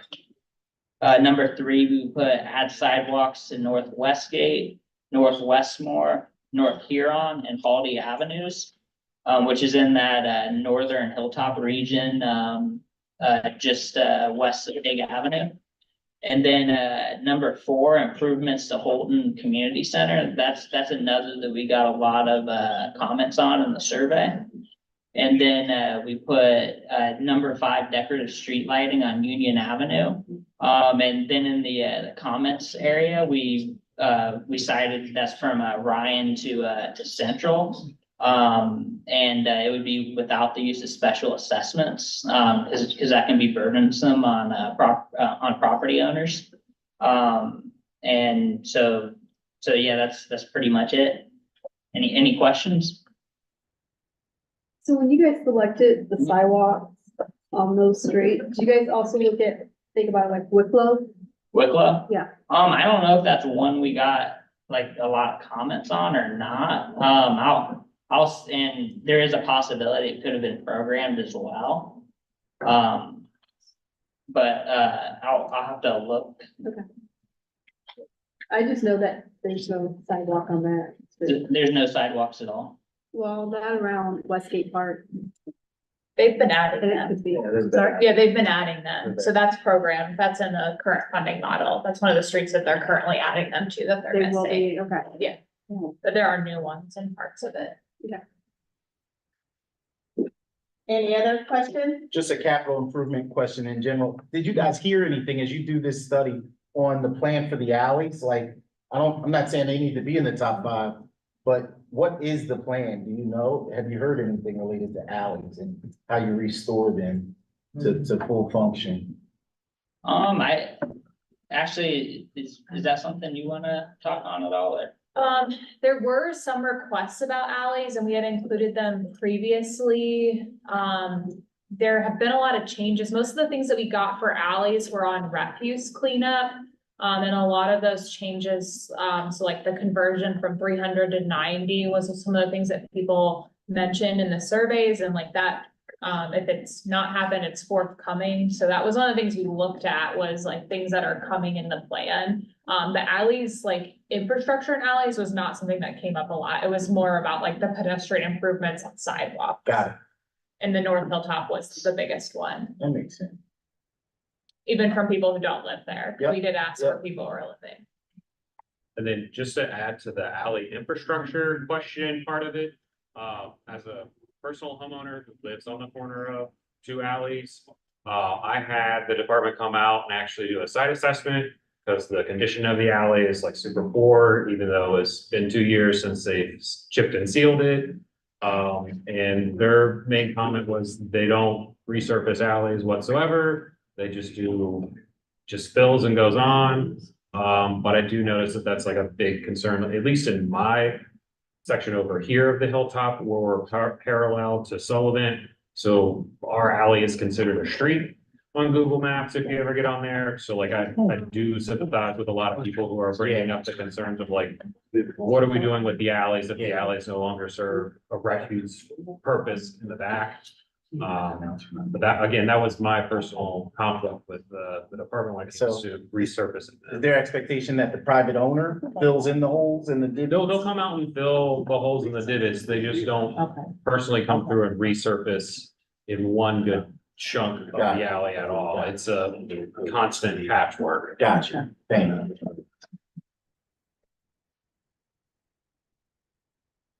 I just want to, okay, before, just in case there were questions from the two of you, of course, I just want to thank all of you. I know this has been a big team effort, really just thank the whole commission. The process started, a few years ago, right, Vice Chair? So, you know, the work to increase the community feedback, the work to be very diligent in thinking about what is either already planned or what is coming down in future programming. This one, I don't know if you remember the discussion from last year, but this is, I think, a very, very, very good step forward for the process. So I just want to publicly commend and thank you all for the work there. I don't have any questions. I hope they double the budget for the stuff that they're gonna do here, but. Thank you, Commissioner. I really appreciate that. And I know, your committee is doing a lot with, the safe routes to school. That's correct, Nick. I think that there's a lot of opportunity for us to partner as a committee going forward on that. I would like to really like partner with all the committees, in future capital, improvement budget requests. You know, this is a year-long process, citywide, and so, you know, even if there's things that aren't on here, it's something we can always, reach out to departments on to advocate, as a future projects. So, there's a couple more questions. So we're in light of time, everybody's gonna be brief. Well, I Yes, just- so, Ms. Eddie? Hi, I just wanted to say that you guys did a wonderful job putting this together. It's very thorough. But one area that I also want to make sure you emphasize is that there are different funding avenues to achieve what you're trying to accomplish. Just looking at the proposed top 5, Link Us could be a potential avenue to fund a number of those requests. And also, this is the year that Parks and Rec is coming up with their master plan. So just keep those things in mind as you're advocating, and know that, you know, there are several avenues to achieve the goals that you're looking for. So, you know, from now and then going into the future, keep that in mind, because there may be other avenues to address some of these, and that means you can add other things to this list. Commissioner Archibald, did you have something? Just very, very quickly, that while commission submits ours, the community can also submit your own items. I'm just trying to find the website, if there's just a quick URL we could give people, but just if you have infrastructure related items in, you know, on your block, Columbus capital improvement budget process, check it out and submit. Right. And on top of that, 311 requests are also a great resource. The city will often see those and assign them to the correct source. So whether it's an operating budget issue or a capital improvement budget issue, it'll get to the right departments. So in light of the information, do you want to take a second look, or do you just want to go forward with this? Do we have time to still submit? Do we still have time to submit? Or I'm asking you if you want to do that. I'm not saying you have. Oh, so our plan was to move forward with a vote tonight, and then that motion would be to give us the authority to submit that as R5 to city council, and then we submit it after the meeting. But we did consider Link Us as part of it, so like, that's why Broad Street is not listed here. Yeah, and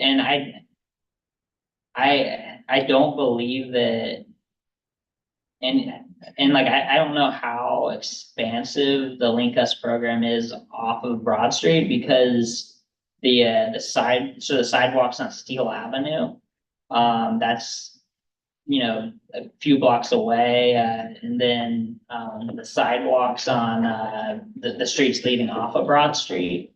Obc, do you have, I was gonna ask her to come forward if you have some intel. No, no, I'm kidding. Some information for us. Yes, so, by all means, please, I'm not like the expert on this, but, based on previous, presentations that, folks from Link Us have given, the levy that is set to be voted on, this coming election, there's a pot of money that's going to be created from that funding to be able to fund priority projects such as sidewalk installation, expanding, multi-use paths and, also bike paths. So with that, that's where 311 and coming up with, why am I blanking on what I'm trying to say?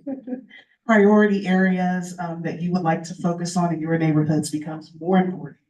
Because it's not just about the Broad Street corridor, it's how are people getting to that corridor is just as important. It doesn't matter if you end up still having to drive your car up there to get to it. They want you to be able to use multimodal transport in order to be able to do so. So that's what that pot of money is for. So that is why they're advocating for that levy in November. So that is another pot of funding that could be used to advocate for sidewalks and other modes of transportation, other infrastructure improvements to allow for alternative modes of transportation. Okay, so that's only if the levy passes. That's what? That's only if the levy passes. Okay, so what do you guys want to do? The vote? So I would like to go ahead and move forward with it, if that's all right. Go ahead. I'm not gonna do. So I would like to make a motion to move forward with the presented, 5 requests to city council. And be given the authority to submit them on behalf of the, area commissions. I'll second. Thank you.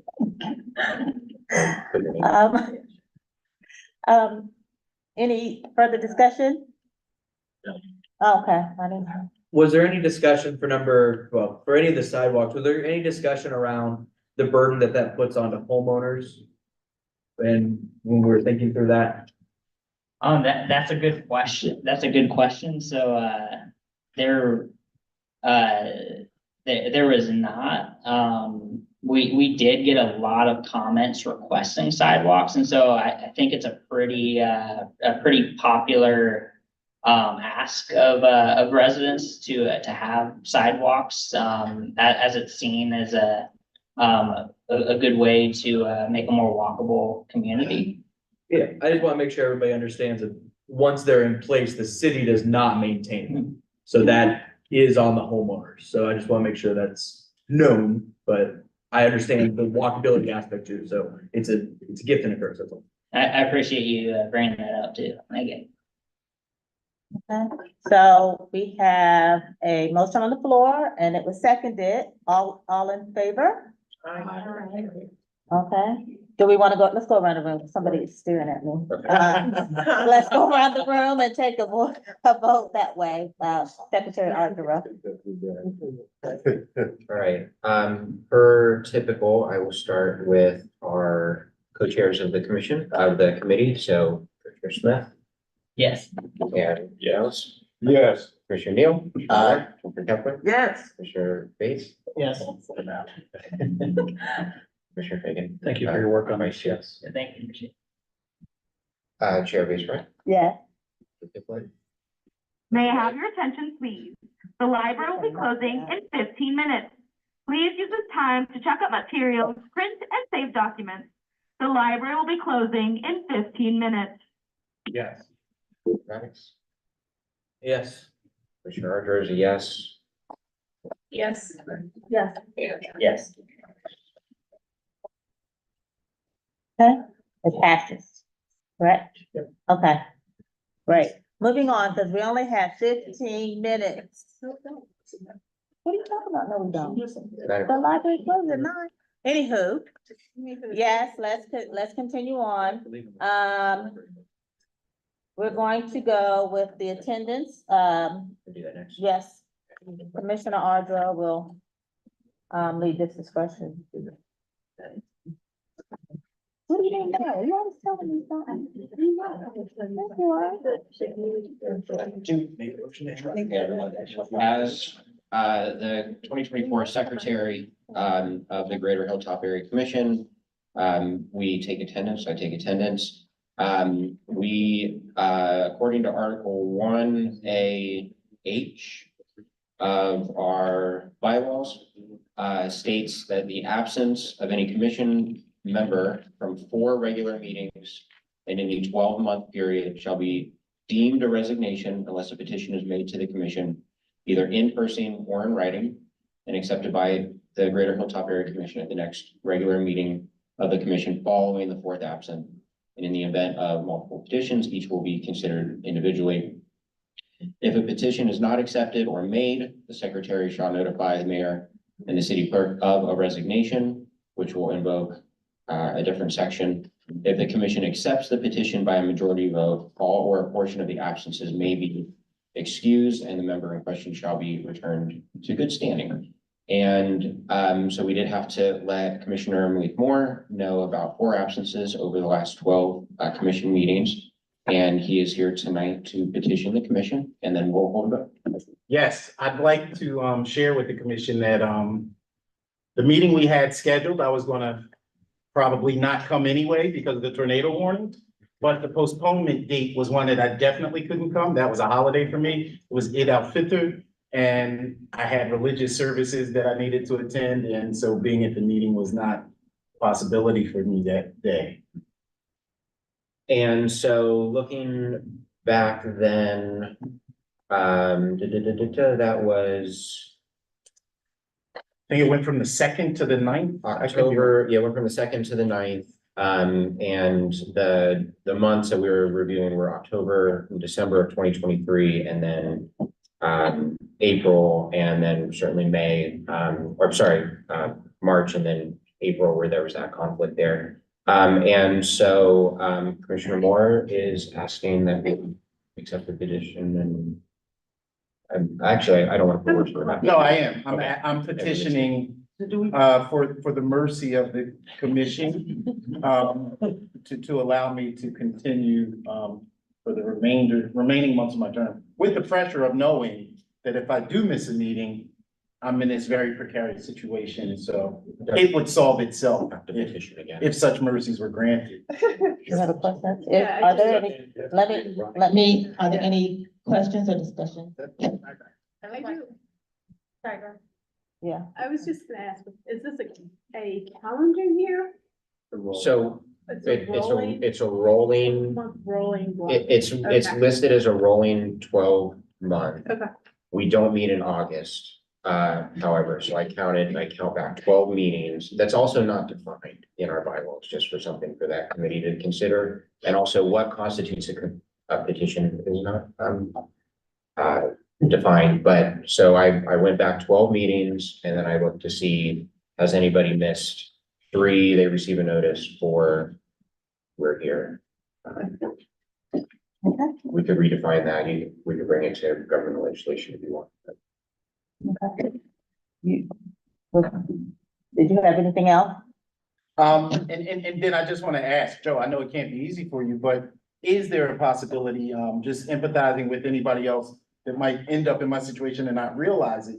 Is there a mechanism we have that on that 3rd absence, one is made aware of it? Yeah, there is. And so for full transparency, letter I here is after the 3rd absence, the secretary shall give that written notice to any members in question. We do have 3 other members right now who are in that category, and they have been notified. It was an oversight in your case. You should have been notified last. Yeah, okay. So there's another question or comment from Commissioner Winning. So my question is Mr. Moore permitted to ask for more than one absence to be forgiven? Or are So we just forgiving one of? that's a good question. So far, you've asked us just to recognize the one conflict.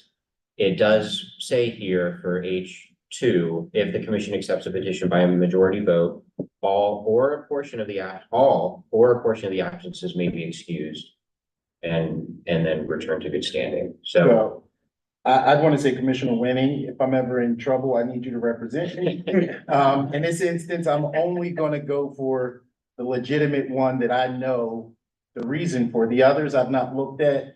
And again, I actually like the pressure of knowing that if I were to miss one.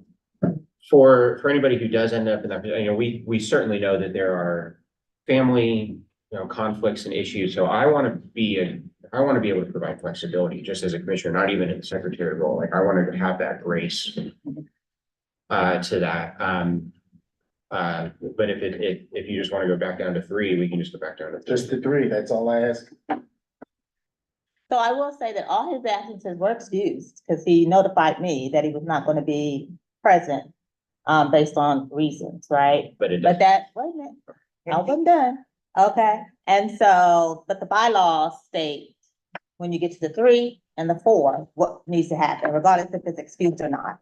Excused does not mean, that you bypass the bylaws. Right. Right, okay. So who's gonna make the motion? I make. Well, what's the motion? We keep Malik on the commission. Motion to waive his That's- most recent absence. That's right. He is forgiven, absolved of his sins, allowed to stay as a volunteer on this commission. Yeah, so It's still in the bylaws. I'm gonna do just a little bit of, if it's Yeah. okay, just the terminology will be to return Commissioner Moore to good standing. That's right. Or that way. Excusing or vacating the April 2024. Yeah, oh, well. I second it. Let's move on. And All in you favor? think we need a voice? Okay. I'm gonna do it just in case. All in favor, just a voice vote? Any opposed? It passes. Okay, Thank you. so, I'm not trying to do that. yeah. That was actually our first time. So anyway, let's go on, let's move on so we can, get out before the library closes out. We do have, I want to say this, for the August recess, I just want to, inform and ask if there's any opposition to not keeping the August as our recess month, as we did last year. Anybody opposed to, abstaining from the August, they're saying, not see this. Wait, Uh, are you asking if we want to keep? I'm gonna ask it again. I just wanted to get some clarification first, right? So the ask is, do we want to keep August as our recess month, not having a meeting in August? Same as we did last year. So that is the, ask on the floor. That's a proposal. Anybody want to second it? That we will keep August as the recess month. Okay, all in favor? Okay, any, Just looking at the calendar, July 2nd. I don't know if we would rather it be July because of that holiday. no, we just, thank you. All right, we can move that date. I Okay. mean, it doesn't have to be, we don't have to do that.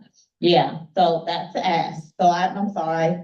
Anybody against keeping August as our recess month? Okay. Everybody is in favor? It passes. August is our recess month officially. Okay. Then we have a request for, we're almost done. We got 2 more things. Come on, y'all, stay with me. So we have yard sign. And so that's Commissioner White. Should do close this 5 minutes. Okay, we're getting out, we're getting out. I just need approval for 20 yard signs from the City of Columbus Print Shop. It's gonna say the same text that's on already approved, marketing material that we put out. It's gonna have a blank space, about an 8 by 11, on both sides for any event that anybody wants to use. So that they could add their meeting details, but the other half of the sign is just gonna be a general Greater Hilltop Area Commission logo and brief description of the commission. Like I said, there's gonna be a blank space for an insert. It's gonna be front and back, and this will be printed at the City of Columbus print shop. Like I said, I'm gonna get 20 of them. I just need approval to actually get it. Second. All in favor? Aye. Okay, passes. Last quick thing, then you got 1 minute. You wanna wait till On May next month? on May 23rd, it's a Thursday, I'm proposing that we go to the gallery for zoning Columbus. It's at 141 North Front Street.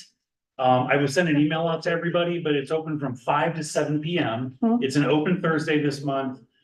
I believe that every commissioner needs to go to the gallery and make sure that they walk through that. I'll send an email. Okay, yeah. If you can go, that's fine. You can go on your own as well, right? Okay.